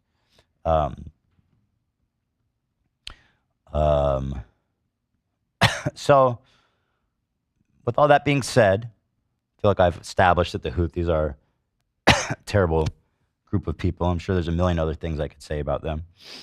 But Hasan interviews this kid who is almost certainly affiliated with Houthis, and asks him a few hard-hitting questions. Let's take a look at some of them. Okay, this is a stupid question. Okay, you can preface it with that. Does he know what One Piece is? أول شيء بقول لك إنه ممكن هذا السؤال يكون شوي أهبل بس بسألك تعرف شو هو ون بيس؟ عمرك سمعت بون بيس؟ أكيد يعني منذ الطفولة وأنا أشاهد ون بيس لوفي. Luffy? Yeah, he said he's been watching it since he was a kid. No way! Yeah. That's sick. Yes. That's fire. That's so fire. Oh my God. We think the Houthis, Ansar Allah, is doing what Luffy would do. You should tell him that. بقول لك حسن إنه اللي So this is a meme. He's saying the Houthi pirates are like Luffy. Luffy, of course, is this irreverent, fun-loving, happy, lovable character who just wants to experience freedom on the high seas. And it appeals to youth, appeals to young people. And Hasan is working overtime to convince people that this child, who is a terrorist, not child, he's like 20. This kid who's a terrorist is just like Luffy. Now, correct me if I'm wrong. I've only seen halfway through One Piece, so I don't know. But I don't remember Luffy flying this Jolly Roger. Death to America, death to Israel, curse to the Jews. That was not on his Jolly Roger. But once again, there's time. There's time for it to change. Apparently, there's a big tone change in the second half. You know what? I'm more interested in than sewing out that he's seen an episode of One Piece. The fact that he admitted to spending time with fucking Chinese vessel hostages that were kidnapped by the Houthis. That would warrant a good follow-up question. But it's unabashed pro-terrorist propaganda that he's chosen, and that is what we're witnessing. This whole interview is frankly disgusting, in my opinion. It's shameful. Twitch should be ashamed. I don't know how he continues to show terrorist propaganda. It is quite alarming, and I genuinely don't understand it. And that's not even the worst of it. We'll continue. This is from yesterday. Okay. He compared this kid to Anne Frank. Let's take a look. Is this from yesterday? Yeah, it's from yesterday. It's a conversation with Asmongold. A teenager. Who I denounced, by the way, in the strongest terms. The man said insanely terrible things, accusing Arabs and Muslims of coming from an inferior culture is absolutely pathetic, and something that I deeply disagree and oppose. Okay. That being said, in this conversation, this is what Hasan told him about the cute Houthi pirate from Yemen. Okay. Who everyone called, myself included, called Timothy Charlemagne or Chalamet. Is that the One Piece one? Yeah, exactly. Now this kid is like, I think he was like 19 at the time when I talked to him, which means that for most of his life he has withstood, right? Sure. Like he is a person whose only experience is like, it's literally like talking to fucking Anne Frank, basically. Okay, being able to talk to Anne Frank in real time. Now, once again, I find this comparison insidious for a few reasons. First of all, I don't remember this page from Anne Frank's journal, but again, it's been a long time since I read it. I don't recall this this picture of saying, we will spike all Nazis through the all Germans through the asshole and mouth and wish them a gruesome death. Wasn't in there, actually. Also, I find that conjuring of a Jewish victim of Nazi Holocaust is a intentional play to further blur the lines of anti-Semitism and to try to take away from, try to exploit the suffering that happened on the Holocaust, once again, not related to Israel at all, to somehow this Houthi kid. He's cheapening what happened to Anne Frank, frankly. This kid, I'm sure, grew up in terrible conditions. There's no doubt Yemen is in a terrible state. However, we don't, as society, as a species, while we can appreciate where people came from and why they turned out the way, it will never excuse violent, hateful behavior, right? We all understand that. We all know that. Anne Frank was innocent girl who was, whole family, including her, except her dad, was murdered by the Nazis. And once again, as I say this, I know people are thinking, oh, well, what Israel's doing to Gaza right now. Once again, I remind you, people who are trying to convince me and others that Zionism has nothing to do with Israel or nothing to do with Judaism, I would remind you to take a step back and wonder, why is it you're thinking that? Because the Nazi Holocaust has nothing to do with Israel. It has to do with Judaism. So why am I being told not to care about this? Because of what's happening in Gaza. Make it make sense. Please. I don't get it. Yeah, I found this honestly disgusting. It's vile. And frankly, he should be ashamed. He should be. And frankly, again, Twitch continues to allow him to spread terrorist propaganda with impunity without even seemingly a warning. Here he is showing 2 weeks ago, this is once again recent, shows Houthi terrorist propaganda video, the kind of stuff that kind of reminds me of like Al-Qaeda and ISIS propaganda videos that they would put out. That's just like, you know, well, I'll show it. Here's Hasan. And once again, if he's commenting on it, if he's critiquing it, that's one thing. But he presents it and he walks out of the room. He presents it with zero critical analysis, just a full-on endorsement of this terrorist organization right here on Twitch. Now, I don't know if you remember, but basically this is what caused the apocalypse on YouTube, is that ads were showing up next to ISIS videos. And here is Hasan, their darling creator, who has tons of ads running on his channel, showing to his audience who is willing to receive everything he's saying without much critical thought. No offense, but at least to the ones that were in the subreddit calling me a liar, that Houthis are awesome. Yeah, like we took that fucking 2 weeks Saudi ago. deal. You did? Oh yeah, me and XQC both. Oh no, damn, Yeah. nice. Yeah, we did. I'm sorry, I needed the money. Oh, you want to see a Houthi musical? Sure. These were the people that the Saudis were killing, by the way. Zach, just so you know, these fucking. Sorry, the sound pack is falling off here. It's falling off. I'll just put it on the table. Okay. Actually, it's fine.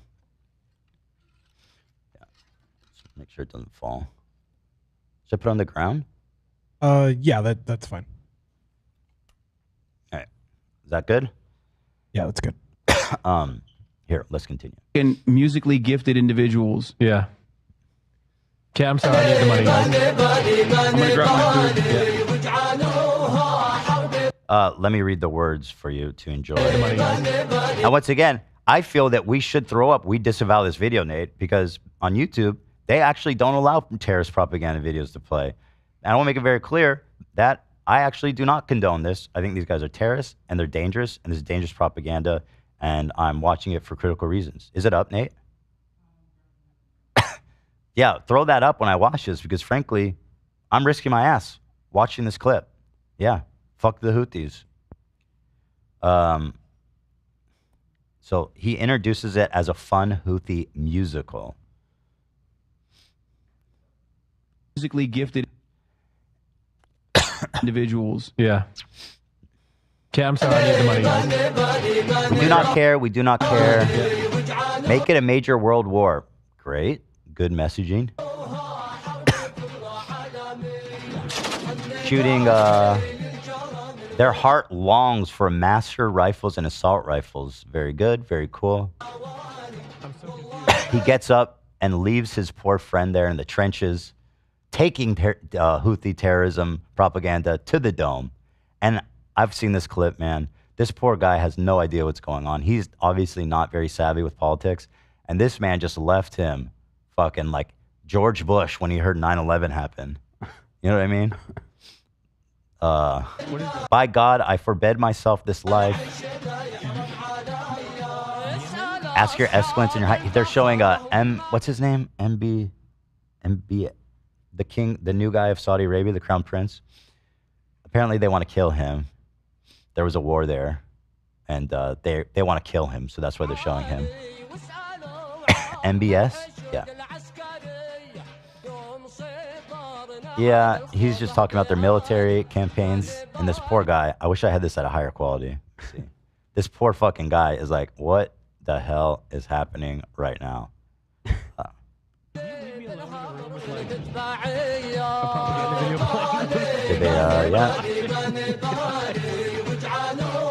By the way, notice the age of these kids dancing with guns and rifles and the hoot. How old would you say these kids are here? To me, they look 15. Just saying. The Houthis have child soldiers. They recruit them. They encourage them. It's part of their army. And he, terrible as life's been, well, he's not even a child soldier at this point. He's like 20.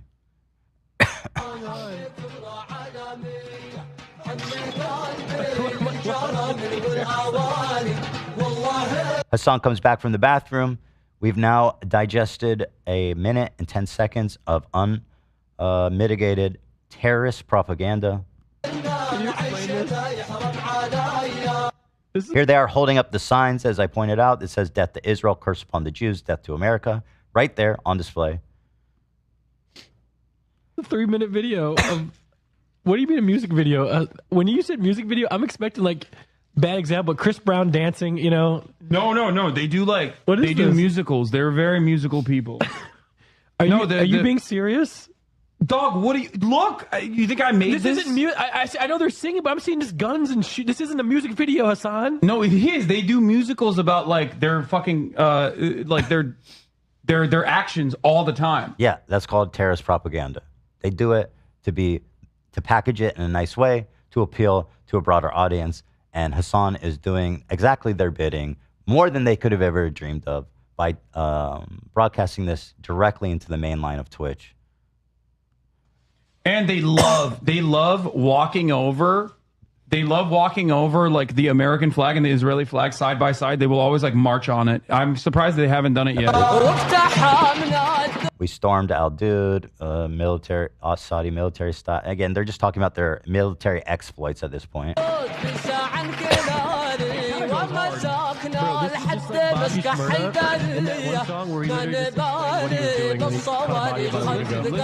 saying they do not care about the heavy missiles. Like they will literally take the war to them no matter what. Yeah, no, they're awesome. And once again, sharing very supportive, flowery, supportive language about the Houthis, who, as I've shown, is a disgusting, vicious terrorist organization. It's an act of, for them, it's an act of resistance. You know what I mean? Oh, for sure. This poor guy, man. He did not sign up for this. He's in OTK. And I was wondering who he is. He's pretty funny. Yeah, Nick Pollum. Is he a WoW player? Back in the days, yeah. What does he do? Yeah, it's WoW. He's a gamer. Originally a WoW player. I don't know anything about him, but I thought he was very funny and likable in these clips. Yeah, he's great. He's a funny guy. Oh my God. He wasn't mean to Hasan, by the way, or like judgy. He was just like, what the fuck is happening? So he handled himself pretty well. Yeah, he's a funny guy. Oh man. Yes. You know what? I also took a McDonald's sponsor and I drink Starbucks. Ooh. I'm sorry. Don't hate me. Busted. Good job. So there it is. Yeah. That right there. Something similar to that caused the apocalypse on YouTube. Twitch, however, I think it's officially sanctioned by the CEO. I say that because he said Hasan's his favorite streamer. He really filmed forcing the Twitch staff to wish him happy birthday. He seems, by all accounts, to be a big Hasan supporter. And God bless him. You know, he's the CEO. It's his ship to steer. Interesting choice, though. Now, when I saw this interview, I thought surely this is like a this is too far. Like something's got to give. He'll maybe get at least like suspended for a day or two, just so that like just to make a point. Like, hey, let's chill out on the terrorist propaganda. Nothing, and their continued basically silent support of him has emboldened him, in my opinion, to get even more reckless and ridiculous with his platform. We'll move on to the next part. Moving on to this, he shows him another Houthi terrorist propaganda video of them hijacking. Wrong doc. 1 sec here, guys. 17.5. Oh shit! I closed my doc. 1 sec. Let me open this. He shows him a video of when they board this vessel via helicopter and kidnap all these workers from different countries unrelated to the conflict in Israel. The Galaxy. Yeah. Sorry, I'm trying to find it. Yeah, it would be this one right here. Thank you for waiting patiently. We have to, yeah, here it is. How should I pull this up? I should download it. Here, let me just download it. Sorry, this was kind of put together the best I could with what time I had. Here it is, downloading. So yeah, here he is presenting this entire video once again with zero critical commentary. In fact, the opposite. Blatant encouragement and enjoyment. We have to, yeah, here it is. This is Rust? Bro, they fucking, look at this. They got the Palestinian flag that they painted under the helicopter with the Yemen flag. They fucking they start overtaking the ships. And they're like, guess what, dog? No more trade to Israel. If you're an Israeli, if you're owned by an Israeli corporation, or if you are actually sending ships to the Israeli port of, it's not Eilat, it's the other one that is now bankrupt. It's Eilat that is suffering. What was the other port? Haifa. Right? Is it Haifa? Is Haifa the bankrupt one? Anyway, there's a lot of information. I can't recall all of it. But they go, if you are sending ships into Israel, if you are owned by an Israeli subsidiary, if you're owned by an Israeli corporation, we're going to take over your ship. You cannot fucking use this trade route anymore. Guess what, bitch? It's our fucking territorial boundary, and we're going to enforce this until you stop doing genocide in Gaza. Because they say it. They're like, listen, the problem we so don't far, like you. of course, we're not a fan of you. Is that okay? He's either wrong or intentionally lying. Although he's pretty savvy, so I have a hard time concluding anything but that he's intentionally lying. Because of course, a huge portion of the ships that they've attacked, commandeered, have nothing to do with Israel. And I'll also say, Israeli imports are slightly affected, but totally fine.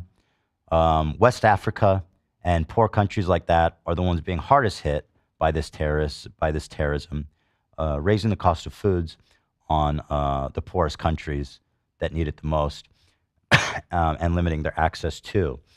But the problem here is, of course, that he's just straight up lying. They don't just target Israeli ships; they're attacking everybody, and that's called terrorism.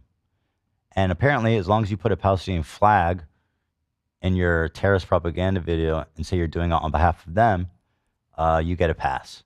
In fact, the Palestinian cause is an important cause, one that I support. As I've said, I've donated, I support. I desperately want the war to end, and I'm heartbroken by all the tragedy I see there. But certainly, I don't see how this is helping anybody. And of course, he's lying. He's doing Houthi propaganda by lying about what they do and who they are. This is a group of people that are like, no, we care about the Palestinians. We don't want you bombing them. So we're going to fucking take action. And we're going to try to punish you economically to the best of our ability. And by God, they started doing that, and they were doing it real well. So they started taking over these ships. They started targeting the ships. Appreciate the flowery language. He loves hey, where are you going? Whatever, blah, blah, blah. If you're trying to get in there, we're going to fucking bomb you. Are there people on this helicopter right now? Yes. What do you mean? Of course there are people on this helicopter. What do you think, is a fucking drone? Kind of, from this angle. No, there are people on this helicopter. Rude. This is By like the a way, hostile- rude there's Hasan. streaming? It does kind of look like a drone. Just saying. It was a reasonable question. Yeah, they're flexing. Here they are boarding the ship. They're coming in hot with guns. Yeah, but you have to understand this. Literally, is a distraction, literally, right? So like their a goal fucking is to CS:GO film it. campaign. I feel like there's one of these maps for sure. Modern Warfare, yeah. Modern Warfare. Play. And show it to the world. So like other companies that don't want to risk having this happen to their product, having this happen to their ships, literally are like, okay, we're not going to use the trade route anymore. All of a sudden, if you don't use the trade route, trade gets more expensive for the West. All of a sudden, if you can't use that It's trade route, expensive for everybody. the Israeli port Once is going again, to get banned. a totally ridiculous reading of the situation. It doesn't just get expensive for the West, and the West can afford it. The West, you know what I mean? It's the poorer countries, the West African countries, that it gets expensive for, that it hurts them way more. And in fact, like I said, Israel imports are relatively fine. Bankrupt. Israel is not going to be able to get the materials in time that they need for waging their war. Israeli society is going to start getting upset. They're going to be like, I can't get my treats. I can't get my Amazon Prime deliveries. What the fuck is going on? I hate this. Israel sucks. I'm leaving Israel. That's the goal. But again, I just have to comment, just kind of almost as an aside, but getting people to leave Israel, like 80% of the people in Israel are citizens who were born there. They don't have anywhere to go. This is part of the fucking problem with this conversation that I have to explain to people. The Israelis cannot go back to Europe. There's literally nowhere else in the world for them to go.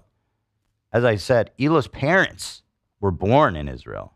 So it's like, you know, the country's been there almost, you know, coming up 100 years. They like 80% of the people were born there. Okay, who's leaving? And I guarantee you, the people in Israel would love to leave if they could.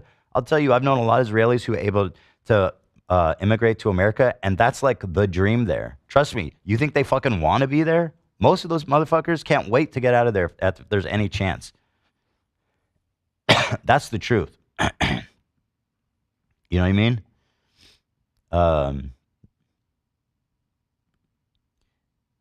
Do we have the full video? I'm curious to finish because it. Well, anyway, I'll just describe it. The rest of the video shows them going through the ship with their guns drawn and essentially hog-tying these workers and taking them hostages. Once again, from a grouping of countries, none of them Israel, America, or even Europe, with the exception of Ukraine. Most of them Filipino. Those guys are like, what the fuck? Like, what did I do? Thank you, Dan. Here it is. Just this is the video. And again, let's throw up the disavow, because here on YouTube, at least when you show when you show terrorist propaganda, generally results in an issue. I'm presenting with critical commentary, and of course, this is the rest of the video.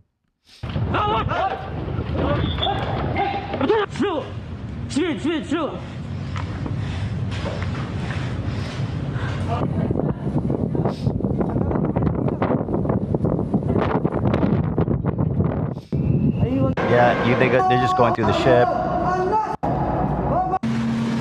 kidnapping people, taking the boat, yada yada. It's the whole thing. And so this is, again, the people that Hasan is uncritically hyping up as some kind of heroes, and totally. And by the way, everyone you saw in that video, by the way, who was being kidnapped, missing, unaccounted for. Where are they? That's part of the fun of being kidnapped by Houthis. Nobody knows. Where are the aid workers working in Yemen who are arbitrarily detained? Nobody knows. These are not good people. These are terrible people. These are religious zealots. These are violent, terrible people that are making the material conditions in Yemen, as far as I can tell, even worse in an already terrible situation. And Hasan is here running cover for them, whitewashing them, making them palatable to a general audience in the West. And all of this, once again, reminding you of their flag. It says, "Death to Israel, curse upon the Jews."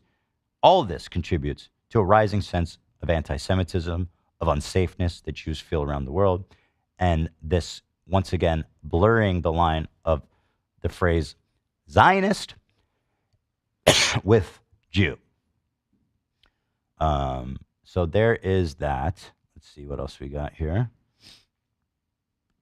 And catch back up to my spot.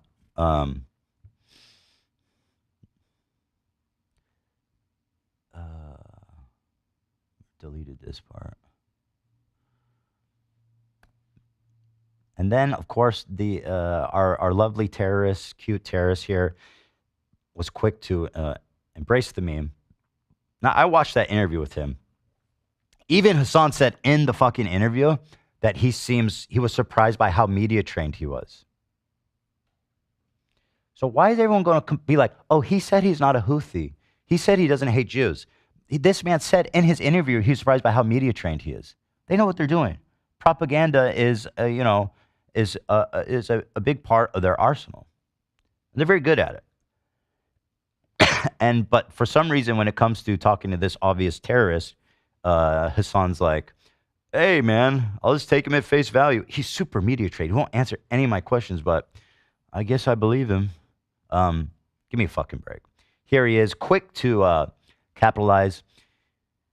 He said, I do not know who designed the picture, but if Hasan wants to join us in the operation of Israeli ships, we welcome you. Again, not zero Israeli ships, which is funny. Propaganda, lies. Zero Israeli ships.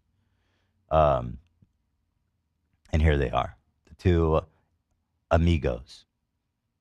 Although in this case, they'd be not amigo. They'd be pirates. Thank you. Here's another one. He's loving it. Let's get this dude a Nobel Peace Prize, by golly. Fuck Israel. We are coming. We are coming. Ready for anything. And yes, just like Houthi. Or just like Luffy. Houthi, Luffy. It does rhyme. Maybe there is more resemblance.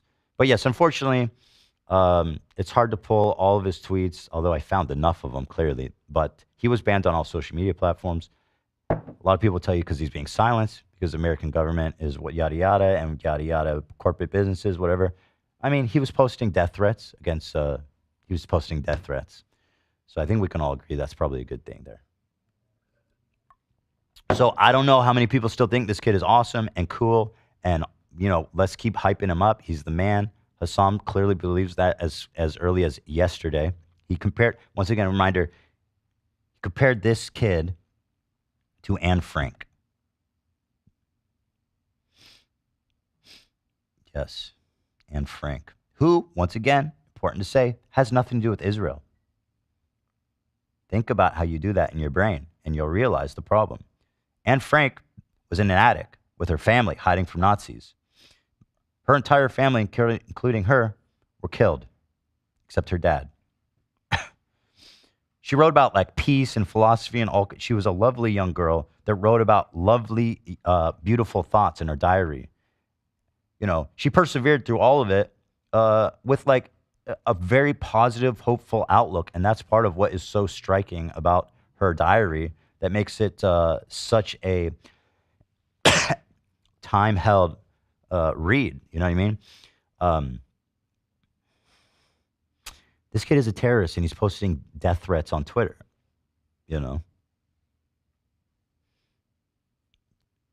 It's, and again, I know it's like, it's Saudi Arabia that's doing the genocide on Yemen, right? That's the war. Israel's never invaded Yemen. So it's like, it's almost like he's being like, oh, he's getting genocided. I don't know. It's all kind of a little nebulous. All the Gulf states were attacking with U.S. support. Okay. Of course, we had something to do with that. But regardless, I don't know. Now, if you want to compare a kid, whatever. Okay, I'm not going to split hairs here. So once again, when you say Zionist, I would love to know, what is it you mean? Do you mean it like the Houthis mean it? Or do you mean it like a liberal Israeli talking about Western settler expansionism? This is a conversation that needs to happen. That's not happening. In fact, when a Jewish person like myself says that this is a conversation that needs to happen, I'm overwhelmed with comments telling me that because of what's happening in Gaza, we just don't have the bandwidth to care about that right now. Or, say what? All good? And I mean, listen, I don't even need a list. You guys have seen it. Okay, you've seen it. You know what happens. So let's see. There's a few more. There's one other topic here. I think this is a bonus meme, unrelated, but I think it's important. Actually, no, it's related. Fuck it. I'll say it's related. God damn it. Oh, let me download it. This is worth it. Stand by. Download blocked? What the hell? Let's do that. Okay. Once again, it's going to be worth it. Stand by. Why can't I download this fucking image? Okay, fuck it. I'll just show you this. I don't want to show my screen because I don't know what the fuck's on it. I just wanted to show the Trump yarmulke. I don't know why it won't let me download the fucking image. So stupid. Okay, here, I've opened it in photo editor. Let's see if that works. Dude. I mean, it's in the doc. Or it's in the... Why is it not? Thank you, Zach. Oh, this is so fucking dumb. This is so needed right now.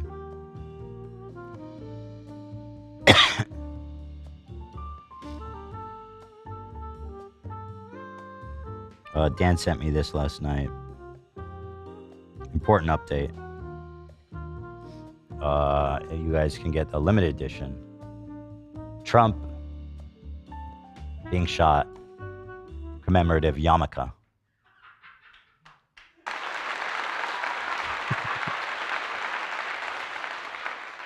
As you can see... On denim. I want to point out was probably the funniest aspect. Beautiful original art by a very talented artist, clearly. And it can be yours for $300. So. Only 300. Dude, that's a collector's item. Yeah, man. People are lining up to get this yarmulke. Can you imagine going up to synagogue with this shit on your head? Showing up to Shabbat dinner wearing this shit. That's crazy. That's crazy. Oh, man. There you go. See, it was worth it. Oh. Thank you. You go for Yom Kippur service wearing that. It's crazy. It's crazy, dude.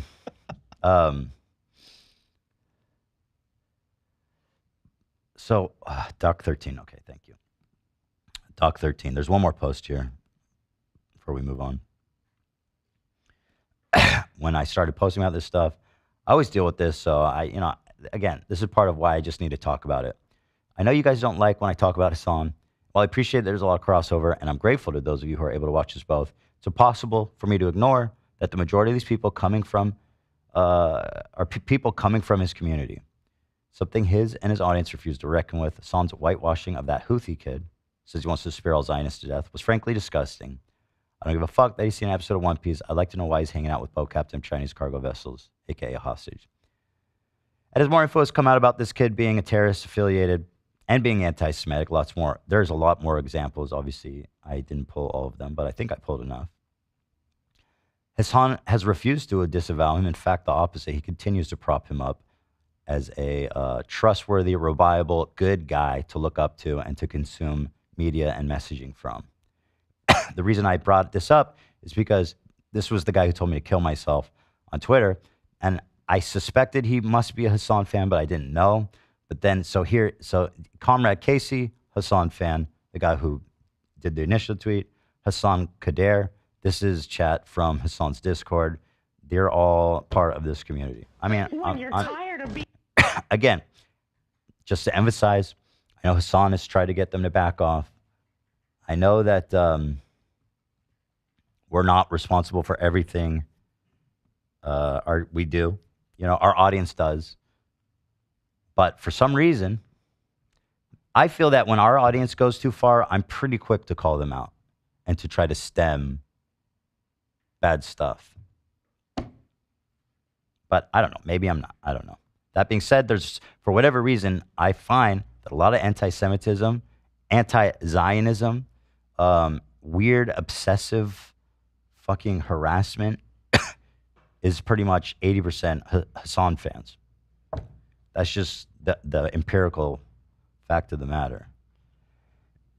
But I know that, yeah, Hasan does rebuke the people who say mean things about me in chat.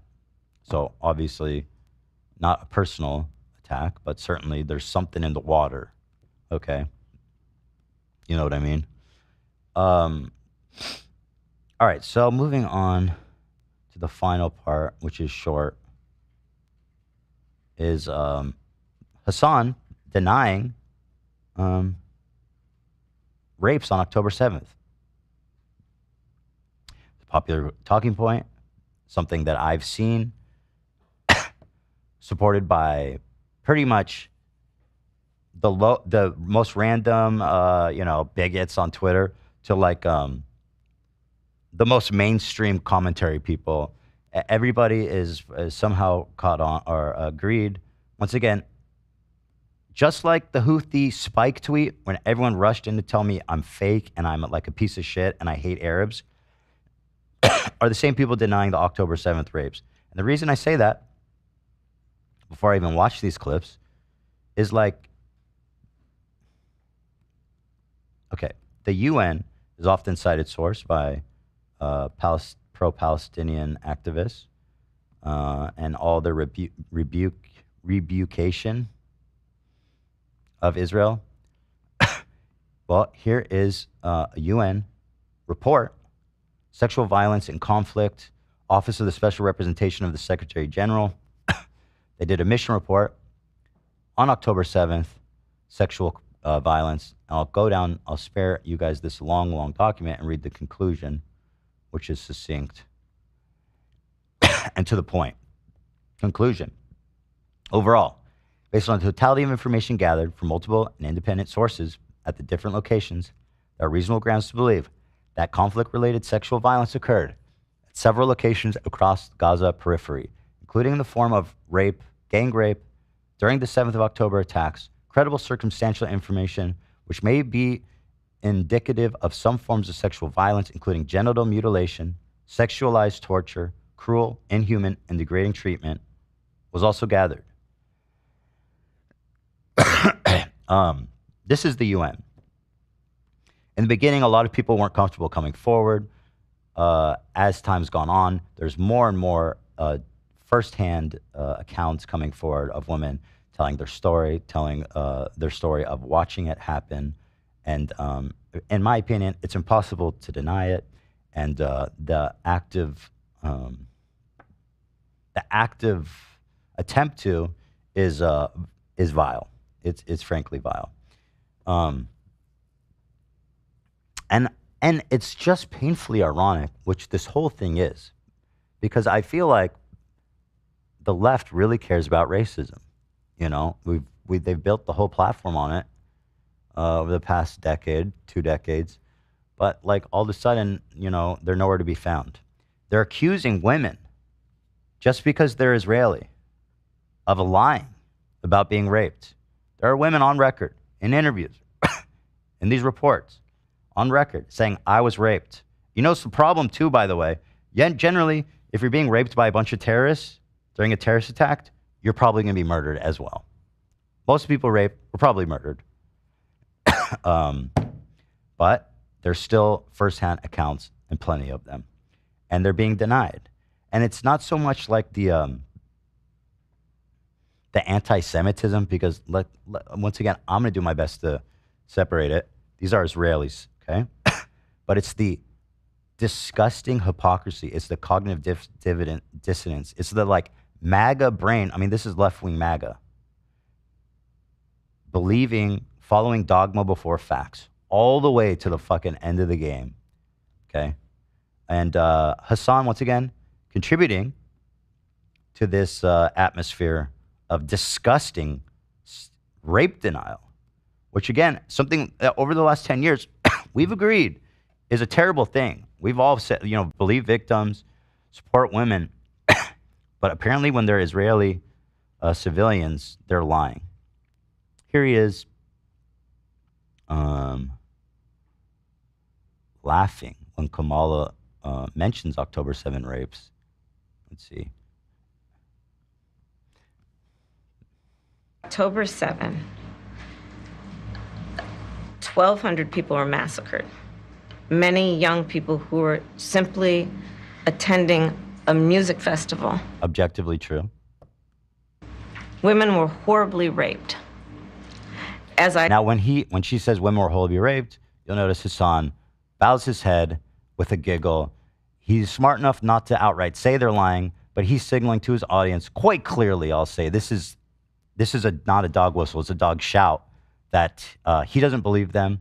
And it's echoed in the chat. I mean, you can all see, and I'll show you guys, that the chat turns into a frenzy of calling her a Zionist and a liar. These are leftists. These are people who support women.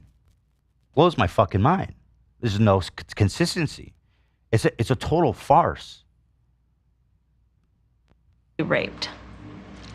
As I said then, I say today, Israel had... What's funny about that, Hasan?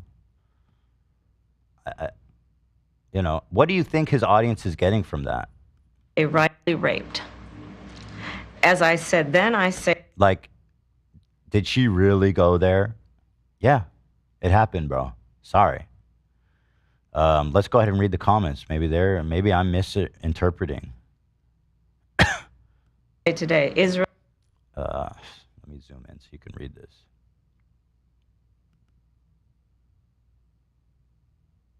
Israel has a right to defend itself. We would.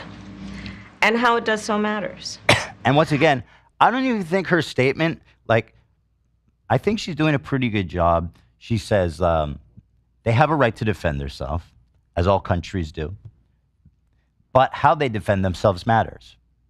That's true, right? I think we all agree. I think even a lot of people who are critical of Israel would say they had a right to defend themselves up to a point, but then it became, this horrible humanitarian crisis with mass murder, right? And so at what point, where is that point, right? But once again, and in recent news, the president put out a warning to Israel saying that if they don't fix the humanitarian crisis happening in Gaza, that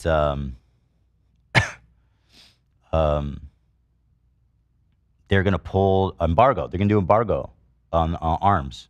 So, she's not giving Israel a blank check by any means, And so then they're going to turn on her and call her a Zionist because she said there's rapes on October 7th, which is just factual. Far too many innocent Palestinians. Kamala, you dipshit, stop lying. I hate that they always say that. Is there a better way to fucking... Gross. Boo. Oh my God, with these fucking lies. We are so cooked. Again with this shit. Goddamn, stop repeating this fucking lie. We're still perpetuating this shit. Fuck you, Kamaga. Ironically, this is MAGA behavior right here, calling these women liars in the face of irrefutable evidence, in my opinion. Overwhelming evidence, let's say. God, this chat scroll is so weird. It goes so fast, but then when I click, it doesn't move. Come on now. Jesus, where's the chat? I mean, you guys get the picture. It's easy to go. You can review his chat logs. They're not pretty, and they never are. They're horrible, frankly. Fuck off. No proof. Me when I lie. Once again, these are probably, we support women. We believe women, people. Literally empty vessels of a human being. Justifying genocide? She literally didn't, by the way. She literally said the opposite, that, to a point, and then she's criticizes Israel. Making this shit up again. Kamala, stop. This is a lie. It's pretty much every other comment. Fucking lies, you bitch. Black card revoked. I guess Hasan's audience has that authority. I didn't know that. Weasley little liar, dude. Hasan meme. So my point is that like he's signaling to the audience, and they're very much picking up what he's putting out, you know. And once again, without saying anything, look at the discourse happening. Look at the discourse happening. This is not good. This is not good. Holocaust Harris. Are you kidding me? Yeah. Sorry, the scrolling is just so bad, but you guys get the point, I think, by now. So that's just one. There's more. There's another one. Can't help but laugh. Where the fuck's the other one? I feel like it got erased.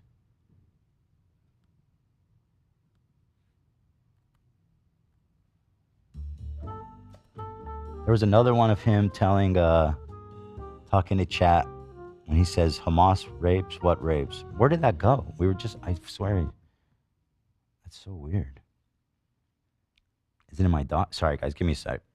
Like I said, I kind of did my best throwing this together. As I felt I needed to do this now, today, after all the stuff that happened in my Insta stories. Fucking hell, where is it? Is it this? No. Does anyone know where that is? Oh, thank you. Thank you so much. I got it. Wait, no, that's not it. Oh, shit. Go ahead with the music, Zach. Don't leave me floundering here. Yeah. Oh, yeah, that's nice. That's nice. Yeah. We love that.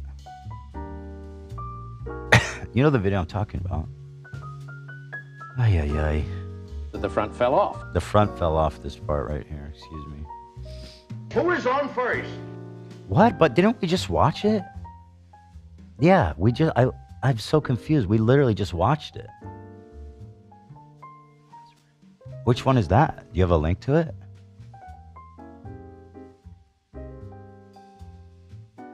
Wait. Okay, hold on. Let me open this. But this is a specific link to an image. But when I open it, it just goes to image 11. Sorry, guys. I wouldn't do this if I didn't think it was important. Right at the end, too. KETH. Okay, thank you. Yeah, oh shit, you're right. This is my bad. Yeah, it's been here the whole fucking time. Sorry, I'm tired. I got 4 hours of sleep yesterday and last night. Not good. My app is yelling at me. There's no future. Okay, first of all, I just have to say, is there not a fucking TikTok filter? Why does his head look so big? He looks like a bobblehead. Does that look real or am I tripping out? There's no future of prosperity and peace. Am I tripping out or does that look normal? Tripping me out. Okay, so anyway. Good point. Good point. What rapes did Hezbollah do? Bro, what rapes did fucking Hamas do? What are you talking about? And I mean, there he kind of said it. He said, somebody brought up Hezbollah rapes, which again, I don't know anything about that. I haven't heard that. I don't know if that's a thing, if that's an accusation. I don't think I've even ever heard the Israeli government. But Hasan takes the prerogative to pivot into actually even Hamas didn't rape anybody. And there it is. Rape denial, calling women who were raped liars. Makes me wonder, what else are they willing to, what other close held beliefs are they willing to throw in the dump in the pursuit of fulfilling their dogmatic vision of the world? Doesn't seem like a lot. We're coming up on the end here. Yeah, and one more time. Actually, no, we already did that. I'm going to read a few messages I got that I think were very important and good voices. 19 and 20. Let me read these over real fast. These are ones I shared. Oh, fuck. Wait. Oh, yeah, they're in here. Sorry. Fuck. How did I? Shit. Okay, here, down. All right. Almost made it through. But, okay, we got this, guys. We got this. Once again, I say I felt like I was battling this war by myself, and literally nobody was backing me up. And it does feel like that sometimes as a Jewish person. And again, with all this conflation between Zionism and anti-Semitism, like imagine being a Jewish student on one of these campuses that's just trying to mind their own business and has like a Star David necklace. They're hiding their necklaces, man. Jews do not feel safe because people don't know the fucking difference. And who qualifies somebody to make that distinction? Who has the authority among us to decide who's the good Jew and who's the bad Jew? You know what I mean? Is it the activists? I've seen videos of them at the encampment on these colleges, and then people are trying to come in and they go, "Are you a Zionist?" Well, what do you mean by that? You know? So this person is going to decide who's the good Jew and who's the bad Jew based on this nebulous statement that means 1,000 different things to 1,000 different people without clarifying what that means. I mean, it's bleeding right into anti-Semitism. It is. And the thing is that they've fully convinced themselves that they're not anti-Semitic. And that's why making this conversation is so fucking difficult, is because the Zionism excuse is perfect cover. It's perfect cover. It really is. All right, let me read this comment. We're almost done, I promise. Has this been going longer than I thought? I don't know how long we've been going. Yeah. Oh, fuck. We're at 2 hours. Oh, shit. It's 2 hours of me just doing this? No, total. Okay. So, started at... I'm almost done. 1.5 hours. I saw finally some messages of support that made me feel like not totally alone. And I was so grateful of people who were coming and speaking out. And I just said, I want to thank you guys for your support this morning. I genuinely feel sometimes I'm totally alone, constantly being gaslit by my own fans. And I shouldn't care about rising anti-Semitism. It's not real and it doesn't matter. You know, funny how anti-Zionists are so quick to explain how Zionism and Judaism, when I complain about anti-Semitism, they say, but what about Israel, etc., whatever. I've already said that point 1,000 times. I guess, so then there's one more here. Download. Thank you. We love it. Thank you so much. This was a statement from a Jewish individual who left a comment on the subreddit, which I'll read for you here. Being a Jew has been harder than I've ever experienced this year, not just in this community, but in general. I've lost lifelong friends simply because I'm Jewish. If you think that's a joke, it's not. My brother's best friend. My brother is like mega liberal. Like he is like what he wouldn't concede is that he didn't want to destroy Israel, and one of his lifelong friends literally stopped talking to him and called him Zionist, genocide supporter and stuff. My brother.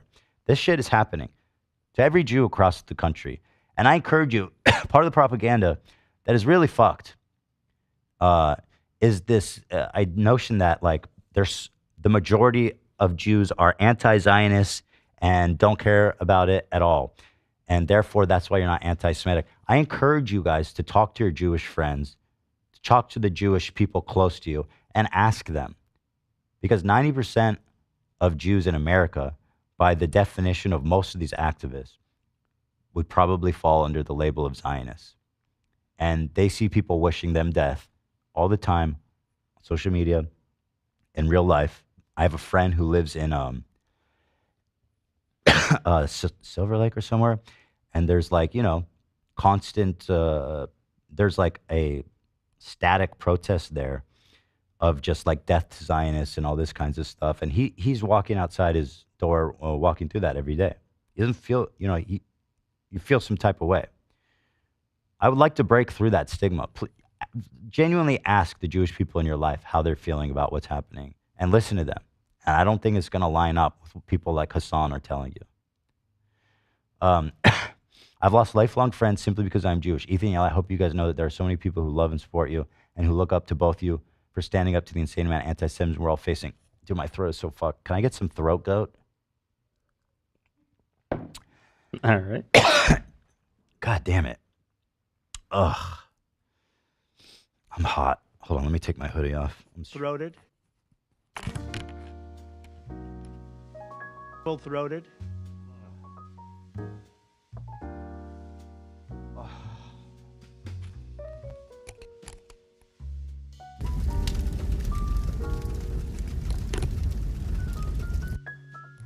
Oh, that? I was thinking like tea, but I'll take that. I'll fuck with that. Dan brought me a bottle of sore throat spray. This shit, does that shit work? Oh, for real? Okay, I'm gonna coat through my. I'm gonna fuck my throat with this, Dan. I think I'm getting sicker. I feel feverish. Oh, great. I'm getting all worked up. Yeah, I think that just numbs your throat, right? That's not gonna. Maybe it'll help me get through the end of this. Don't get it on your tongue. Safe for the family, ages 3. Open up, Sonny. Okay. This shit seems so weird. All right. Is this your thing? You do this? Oh, it tastes like hospital.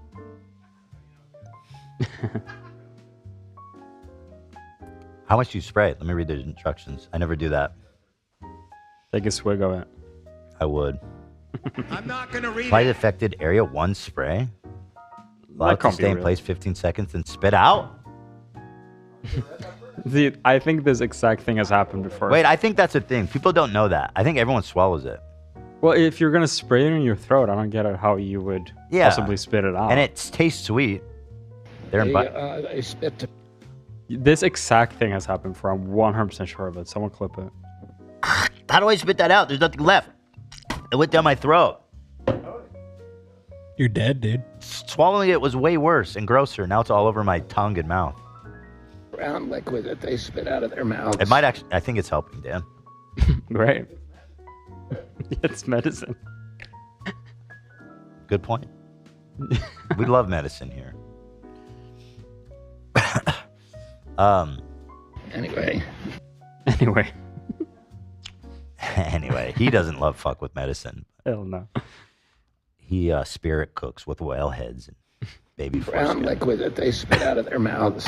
All right, how am I ending this? Oh yeah, I was reading this. All right, I'm just gonna read this through. Being a Jew has been harder than I've ever experienced this year. Not just in this community, but in general. I've lost lifelong friends simply because I'm Jewish. Ethan, Eli, I hope you guys know that there's so many people who love and support you and who look up to both of you for standing up to the insane amount of anti-Semitism we're all facing. We look to you guys to feel less alone, and we do. But it's so hard to watch. It's so hard to feel. A portion of this community has gone to complete shit, and it's so scary to see. Specifically with crossover between us and Hasan's community. Seeing Ethan's Instagram stories right now literally made my stomach drop.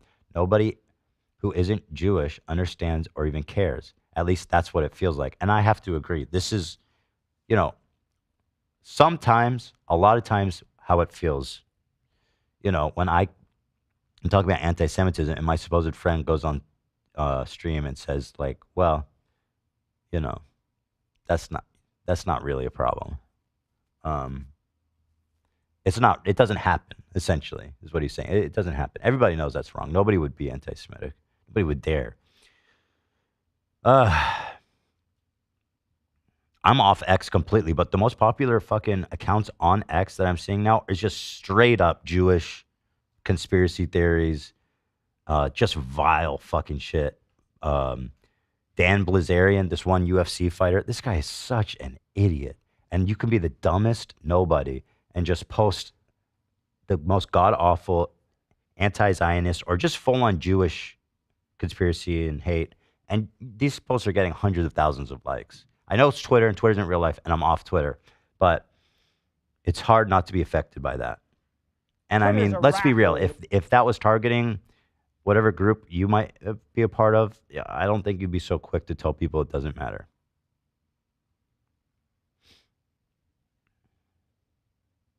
No, they're not Blazarian. There's another UFC guy who's like so evil. He's an ugly motherfucker. He's just evil as hell. I can't remember his name. Portion of this community, the yada, seeing Ethan's Instagram stories right now literally made my stomach drop. Nobody who isn't Jewish understands or even cares. At least that's what it feels like. I'm not speaking about Zionism, Israel, Palestine, or anything related to that. What I'm speaking about is being Jewish. Every time I see a TikTok and someone says they're Jewish or wearing a Star of David necklace, or people just know they're Jewish, but the video has nothing to do with it, every single comment says Zionist, free Palestine, genocide, supporter, terrorists. And they're right. I challenge you to go to any post related to a Jewish person unaffiliated with Israel in any way and read the comments. You know, I responded, this is 100% of the Jews I know. We all know it and we all feel it. I mentioned this at the top, but remember during the Stop Asian Hate campaign during COVID and how the left backed them up and everyone rallied around them, rightfully so, of course. But I feel similar things are happening to Jews right now.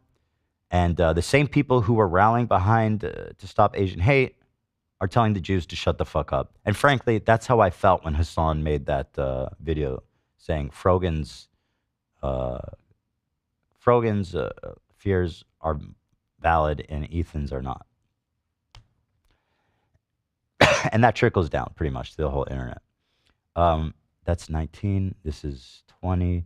And this is a really good statement from an Israeli leftist. I thought this was very good.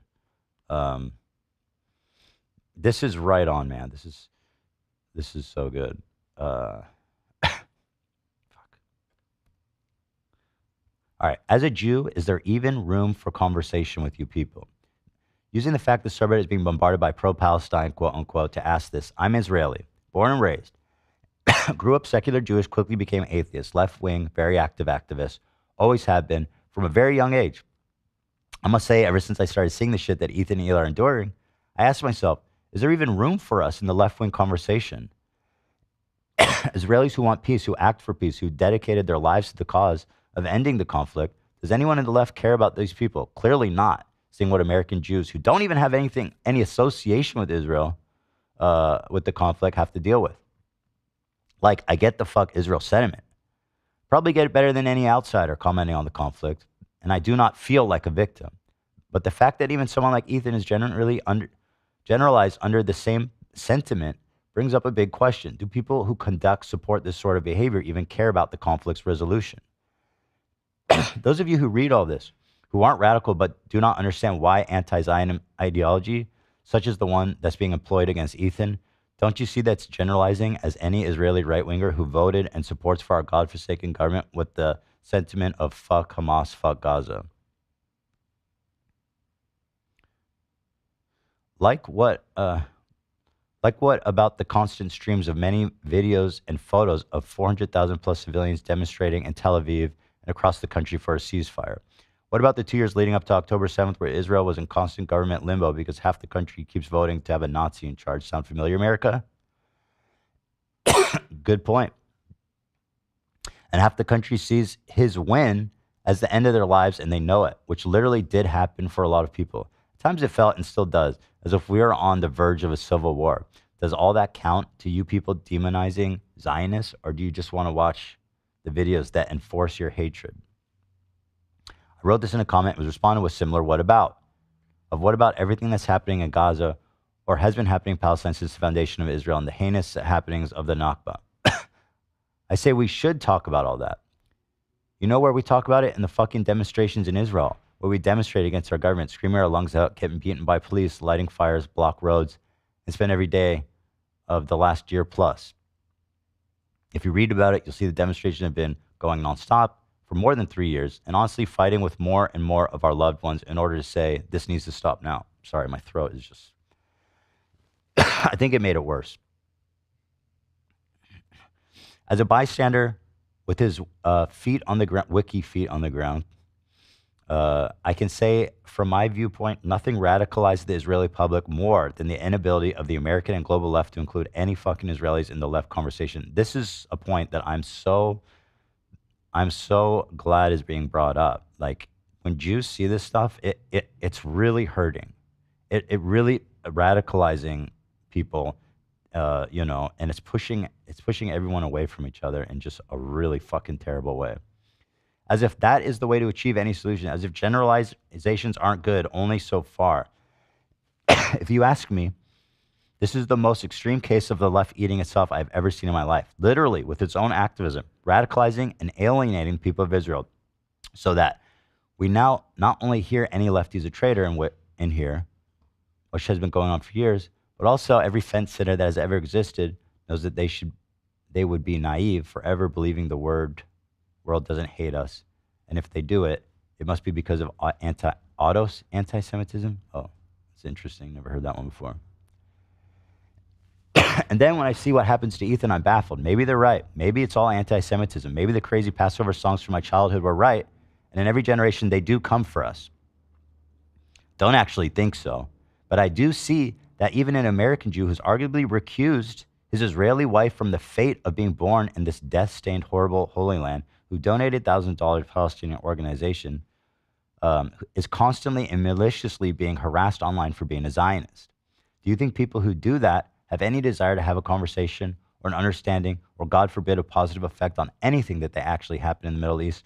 Or are they all just looking around online for any public personality they know who was forced to have a bar mitzvah or has any association with the Star of David so they can use their new favorite K-word synonym? This is something that I really was trying to get across to Hasan when we first started talking about this. Like, I felt like I needed him to come connect with me at least a little bit. And the thing is, like, now he's full-blown denying rapes. And, you know, it's like,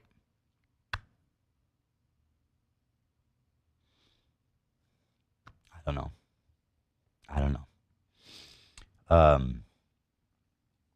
Here's another one. And this is the last one. I'm reading this once again. People are trying to obfuscate that, like, oh, this isn't like a Hasan's community thing. I mean, I don't know how else to convince. It is. I might have to leave Hasan's sub. Might get hate for this, but I just want to say that I'm leaving Hasan's community. The struggle between him and Ethan has been hard for me, as I understand it's been for a lot of people. And like I emphasized, I'm grateful to you guys who are able to enjoy us both. And again, I'm not asking you to pick sides, and there's nothing wrong for you, a continued support of Hasan after this. No judgment on my part. In fact, like I said, there's still a road to us becoming friendly down the line. It's possible. For a long time, my beliefs align more with Hasan than Ethan, but I stay with H3 because this show is more than politics. At this point, though, Hasan's followers are honestly so far detached from reality, I can't stay. So many of them are trying to stand for what's right, which is good, but they only see black and white. Nothing in life works like that. There's always gray areas. There's always nuance.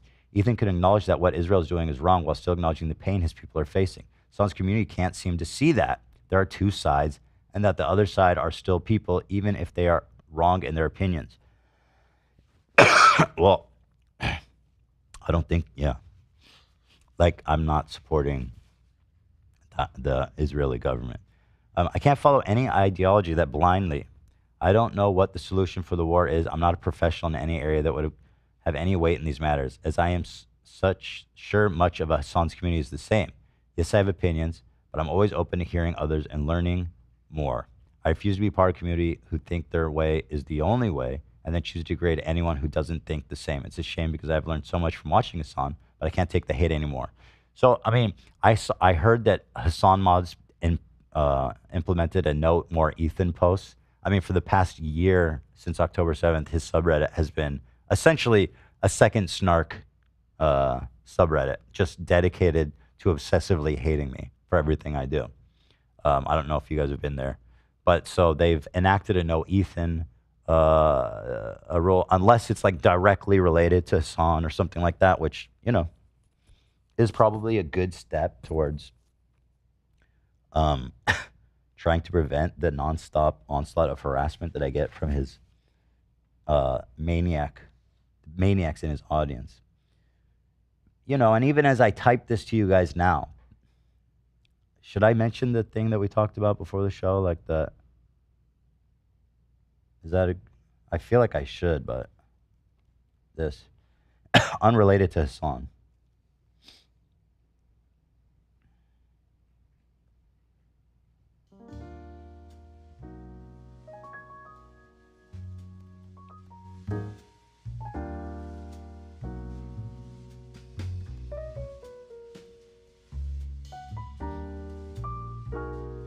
Yeah. So there's something really disgusting happening right now, and I have zero recourse. Okay. On the Snark subreddit, the top post right now is dedicated to identifying and harassing non-public Teddy Fresh employees. It's on the front page. It has, last I checked, it had 500 upvotes, and it's been seen by the mods. And every time we report a post like this, we get punished. Which, once again, we have no recourse. Like, this is not okay. What's happening? The reason I bring it up is because in the comments, it's all like, do these people know they work for Zionists? How do these people work for Zionists? And that's part of the reason they're being targeted and part of the harassment they're receiving. So, like, this whole thing is connected. The whole Snark, the Snark page that's blown up since October 7th, people really didn't give a fuck that much about it before then. But now it's like this vibrant community of people that are obsessed with Zionism for some reason. And a lot comes back to that. I don't know how Reddit allows this. I really don't. It's fucking sickening. Let me show you. I'll even say it. Fuck it. There is one admin called Quiet Fairy, okay, who has blocked us, punished us, and stopped us at every turn to try to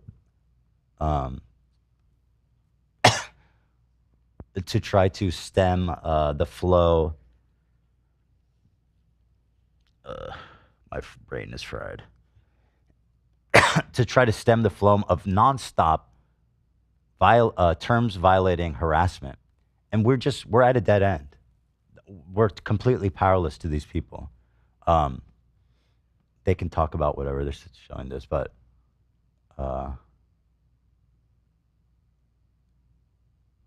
wait, this guy's still on Twitter?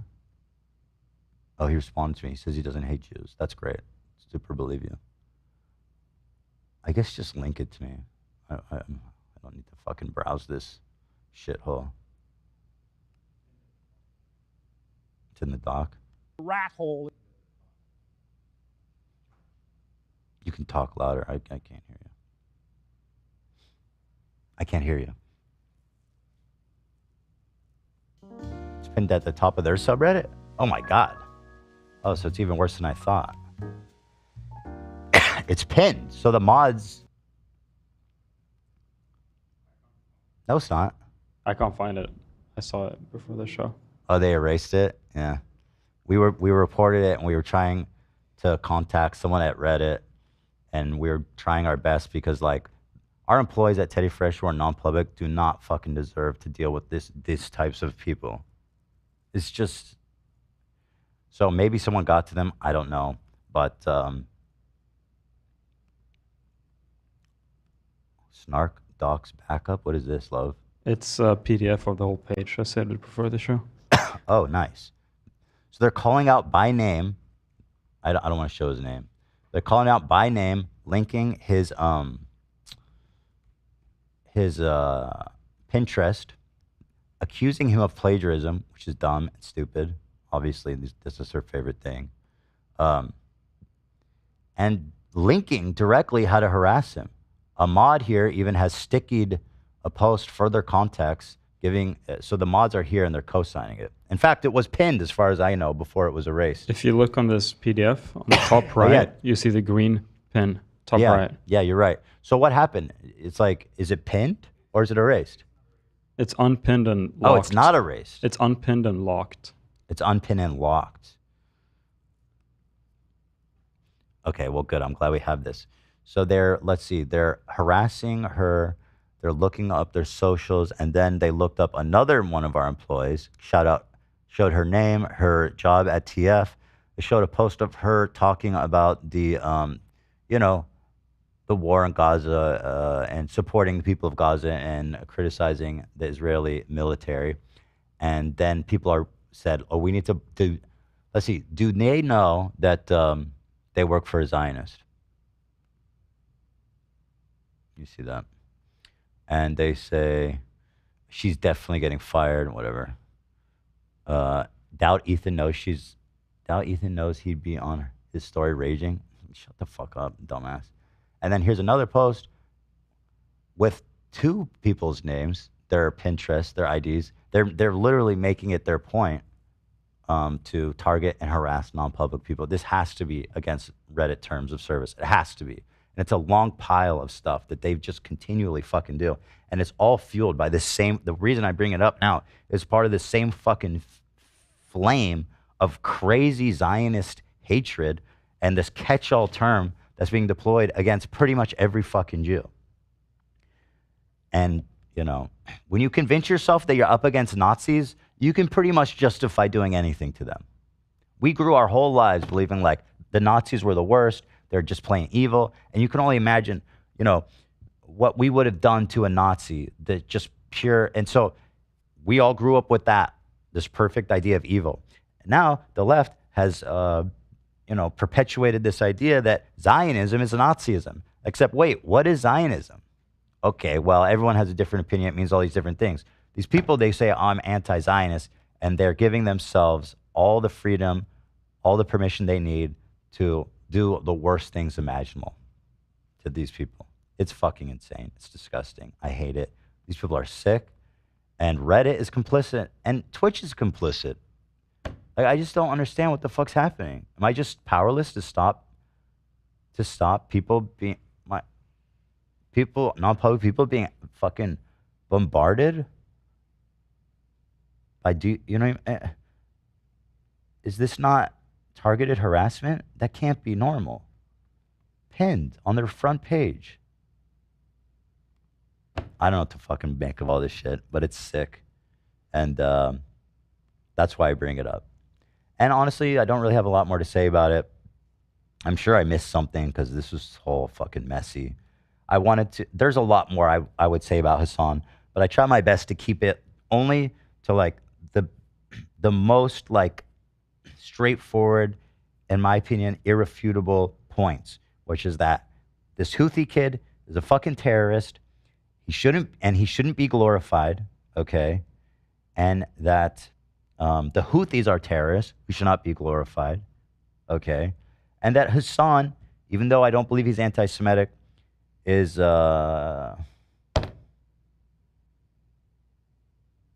causing a lot of pain and trouble in the world for people, Jewish people. I think so. He doesn't realize it. But that's what he's doing, and that's why I felt forced and compelled to say that. You ask yourself, what is Zionism? And when you have a definition, you tell me. And then we can decide if I'm one or not, if I should die or if I should live. You guys tell me what's Zionism, and then we can decide if I deserve to be spiked to death up the asshole through the mouth, or if I can actually have access to your encampment on college. Like, and the difference between the two is so insanely stark. It's like most Jews have a nuanced, are going to have a nuanced opinion about the state of Israel. Literally 90% of Jews. I've personally never even met a Jew that was like, yeah, Israel should be abolished and it shouldn't exist. I'm telling you guys, people don't want to listen. 90% of Jews are Zionists. There is a problem with this fucking term. And it's being deployed uncritically. We saw the pin, but here it is pinned at the top of their subreddit. So, I don't know. I don't really want to do this back and forth. I don't know how he's going to react. And frankly, I just wanted to say my piece. I feel it's a moral imperative for me to do this and to say this. And I understand a lot of people are going to disagree with me for some reason. Some people are going to say that what I did is heinous, that I should be focused on what's happening in Gaza, even though, once again, apparently this has nothing to do with Israel. It's anti-Semitism, but my heart is with the people of Gaza. I pray for this war to end. I'm just fucking so need this shit to end. It's gone on so long, and it's so terrible. You know, my hope is that, like, when the war ends, these people will like calm down and disappear. But I don't know if that's true. I don't know if these people have just got a taste for anti-Semitism and tastes good. You know, there's a reason that shit existed forever. You name me a time in history when going after the Jews was the right thing.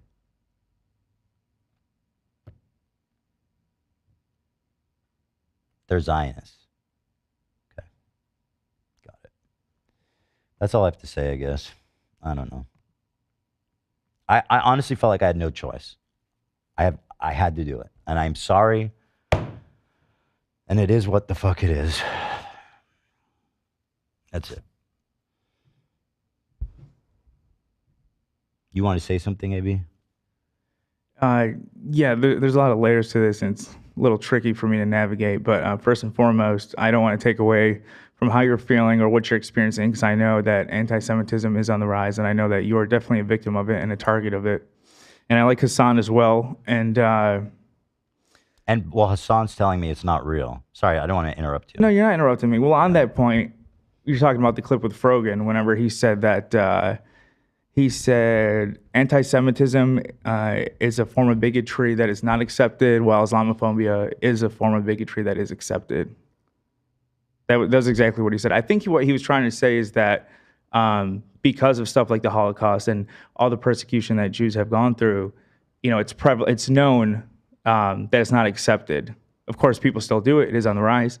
Whereas Islamophobia, it doesn't have like a Holocaust type event, so people aren't as aware. And also, just being closer to 9/11, it's still prevalent. Based on I hear you. I appreciate your perspective. Obviously, thank you for sharing. And I understand this is probably uncomfortable for you, and I apologize, dude. It's so unfair that, of all the bullshit that, we all get for this. That being said, obviously, I wish he said a lot more, if that's what he meant, right?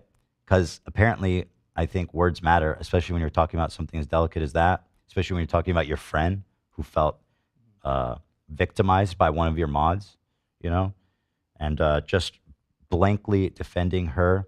And I mean, it's pretty easy to interpret the way I did. And I have to say, like, based on the premise, just based on my experience in the world, is that, like, I think our generation is, like, deeply traumatized by what happened in Iraq. And people are, like, mega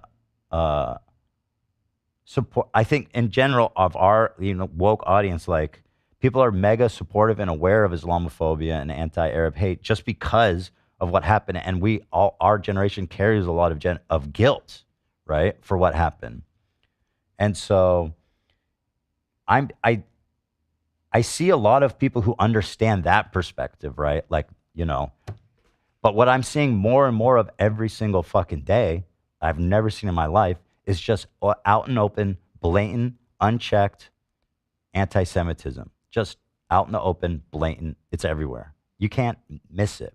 And so, like, once again, I don't believe that anyone's suffering is greater than another person's. I think everyone's suffering is equally valid. But I do believe that, listen, if you want to be as charitable as you can be, he should have picked his words better and talking about something as important as that. In terms of what he said, though, I think he's wrong.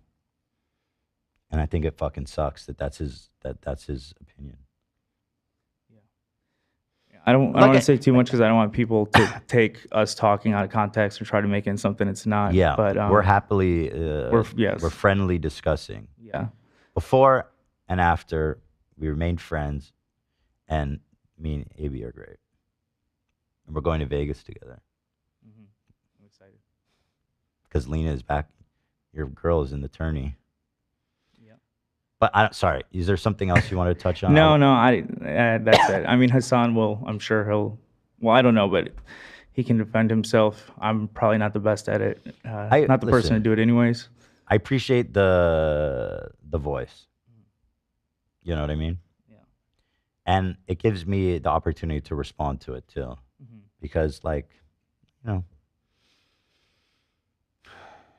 it's just not what I see and feel. And, like, to basically say, it's a terrible misspeak if we're going to be generous to him, to say that, Whatever. I've talked about it enough. What else is there to say?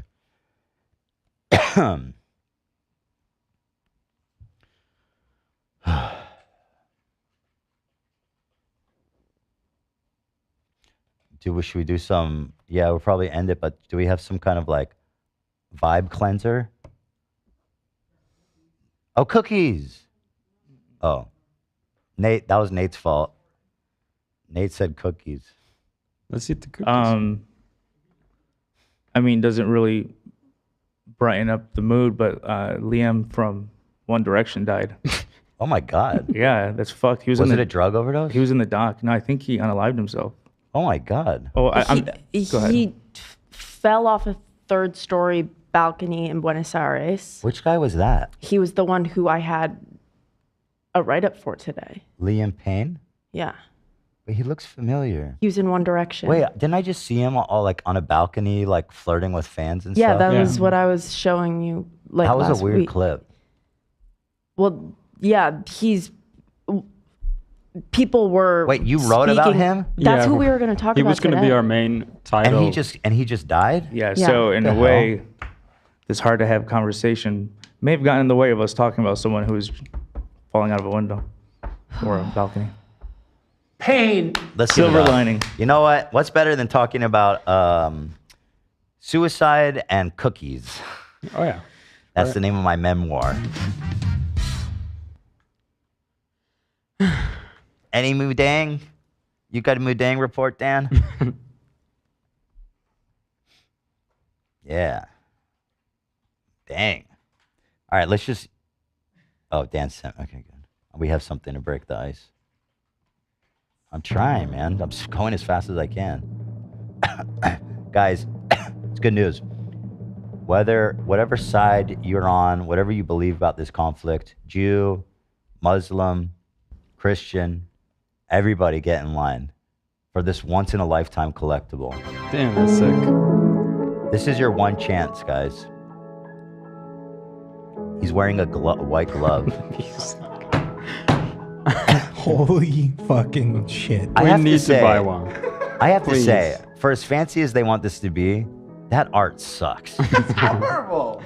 Can we buy this, please? Yeah, actually, we should buy it. Just buy it. You're fucking right. We should buy it, Dan. Dude, it's such a classy piece. These guys are assholes, though. I don't want to pay them. We missed out on the Nelk Boy yarmulke, so we shouldn't miss out on this one. Oh, God, they did that, didn't they? Yeah. Are they even Jewish? That's so weird. They went to. Oh, yeah, Stein. They went to Stein- Israel, I think. Yeah, a few years Why did ago. they go to Israel? I didn't follow any of that. Forget why. One of us. Just for a tour? I'm not sure. They can't have a big following in Israel. They seem to have. The video seemed like they did. Really? That's so weird. Damn. 31. Fucking Liam Payne. So sad. Sounds like he was in pain. It's unfortunate that that's the that there's a pun there. Yeah. Pain. It is. It's not right. And frankly, Dan, shame on you for even pointing that out. He said that to me before the show. Liar. He passed It's away okay, like Dan. 20 minutes ago. It's okay, Dan. Well, that's sad. If we buy the yarmulke and The then yarmulke? or what's it called? Sorry. It's called a yarmulke. Dude, fuck yeah. Yarmulke is dope. What- Look at you. Yarmulke. Fuck it, did. I just never heard it said that way. You're good. If you buy the yarmulke and then donate like $300 to Kamala, does that cancel it out? Well, they still keep the money. Yeah, but Kamala gets $300 too to use. I don't think this goes to Trump. This is just some. No, yeah. This is just some business. So fuck you, just buy it. Yeah. You think Who just buy cares? it? I mean, It is presumably they're pro-Trump if they are selling a Trump yarmulke. Yeah. But we're Probably. gonna we're gonna degrade their. You can just make our own. Look how shitty this is. Yeah, It's like what? finger paint. Okay. Just buy a denim yarmulke for $2. We don't have Sam anymore for this I'll make it. project. You think you can do that? Yeah. You can make a cool box. Sure. And does it turn in the box? 3D print it. I'll take this project on, guys. Okay. Okay. I love love is so handy. I love love. Thanks. Love. I'll figure it out. I mean, When are we gonna dance, It's not love? gonna. Maybe it's funny if it's scuffed. You know, it's not gonna be Sam quality. Yeah, I don't expect. Can I anything. 3D I don't print- expect anything more. How about how about I 3D print the yarmulke? That'd be sick. I'm open. I think we just need a Trump yarmulke, one way or the other. All right. I don't want to pay these guys $300. What All right. ridiculous Yeah, they fuck are. that. A weird ass fucking video or yarmulke. Anyway, clearly so here's the thing. We were gonna do what did we miss out on? The cookie report and the Payne. We'll just do it on Friday, and obviously we're not that story doing. is axed due to the updated circumstances. Can you just so- tell me what was Too the painful. gist of it? Did you do a PowerPoint on it? I had like a corner thing set up for it. It was he went viral last week for going to Niall's show, and he like kind of took the attention away from him, and now his ex is exposing him for like taking advantage of One Direction fans and like. Like sexually? Mm-hmm. Okay, that's not good. So there is turmoil there. It hasn't been confirmed if it was accidental or if he jumped. It was reported he was acting erratically in the lobby beforehand. But He yeah, seemed we're on not doing drugs that in story clip, anymore. but I shouldn't speculate. Yeah, we don't know. Either way, rip. Literally was like an hour ago. that Literally this happened. devastating. I know Jordan's really suffering. He was his favorite Payne. crew member. He was his favorite. I feel so unsynced. Are you talking about the right band? In sync? No, this is One Direction. They're younger. They're a lot younger. They're like 20 years younger. Oh, right. I feel like I'm in Zayn I Malik. feel like I'm in so many directions right now. Yeah. I'm all over the place. Oh, the shirt is up. Oh. They barely made it.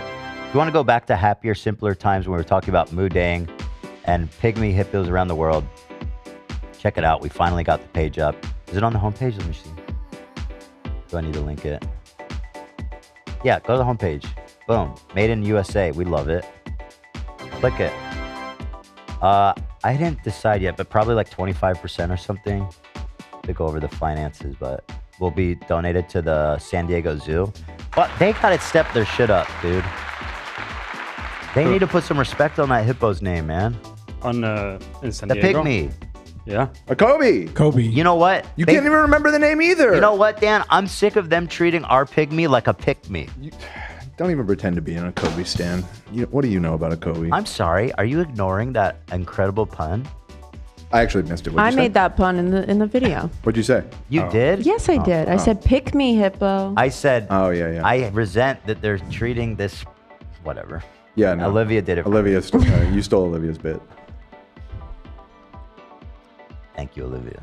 Thank you. Oh, and it is 25%. It's in the description. Okay. See, I'm so smart. I am so smart. Damn, you nailed it. You are my world. Unfortunately, the snot bubble image came out after we started the development of this. Otherwise, I definitely would have suggested That was a cute one. to draw that. But the art is really cool. Yeah, it's real nice. You was always on my mind.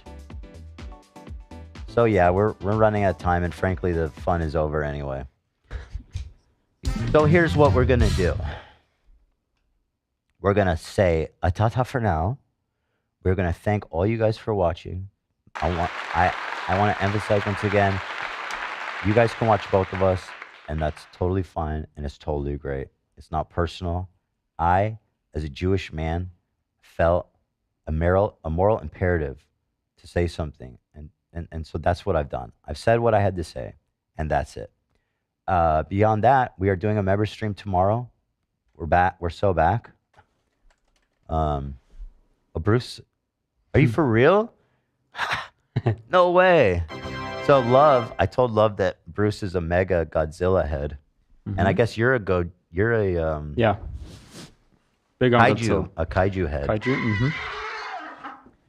And you made this so cool, and Yeah. it was on the table. Ela was watching, and it was on the table, and Bruce, without even knowing it was for him, spotted it and says he wants it.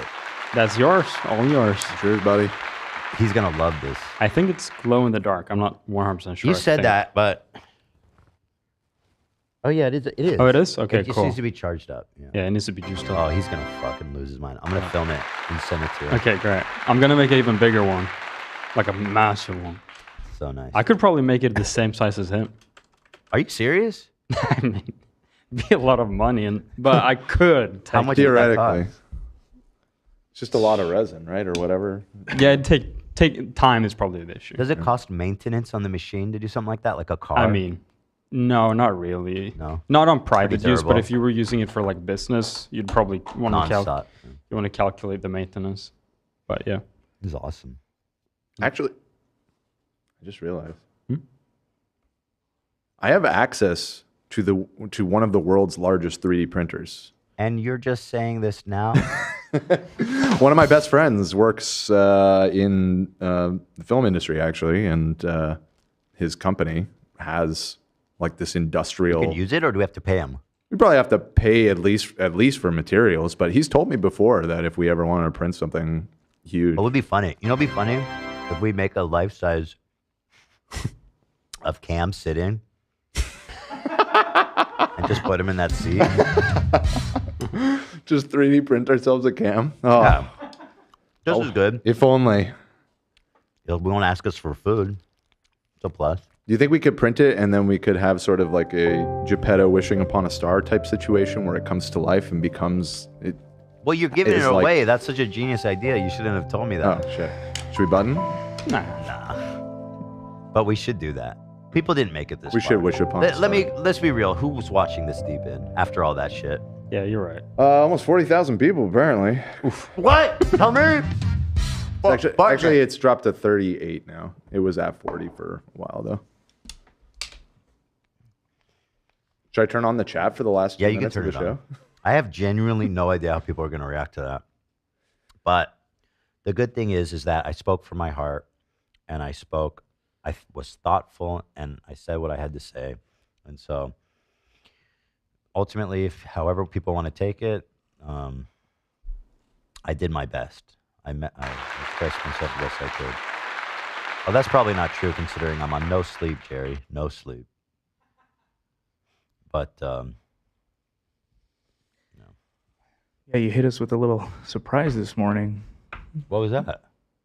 Oh, this. Yeah. Sorry, I wasn't sure when to tell you guys. I've been working on it, and I was like, I know it's not gonna be comfortable for anybody.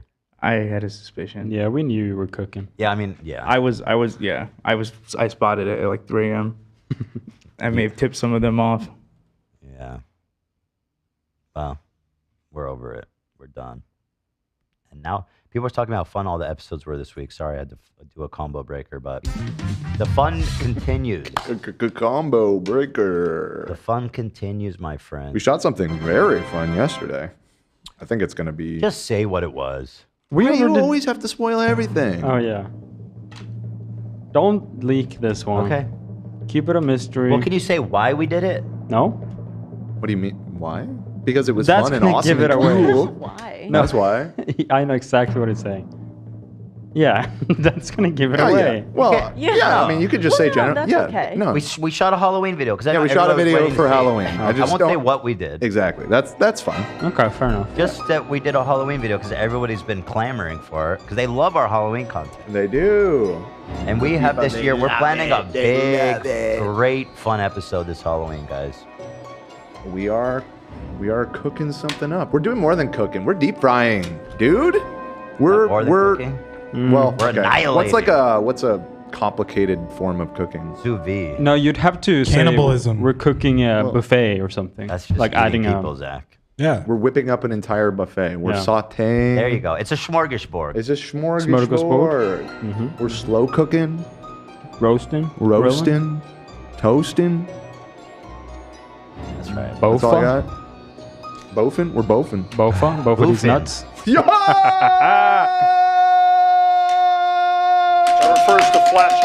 That refers to flatulence. All right. Whoa! With all that being said, members, thank you so much for your continued support. We will see you guys tomorrow. And everybody else, Friday, it's game time. We're here. We're having fun. We're eating cookies. We're talking drama. We got Cookie Crumble drama lined up. Oh, yeah. We are not talking about Liam Payne, who died. Yeah, probably not. He could have waited. Yeah, bro. No?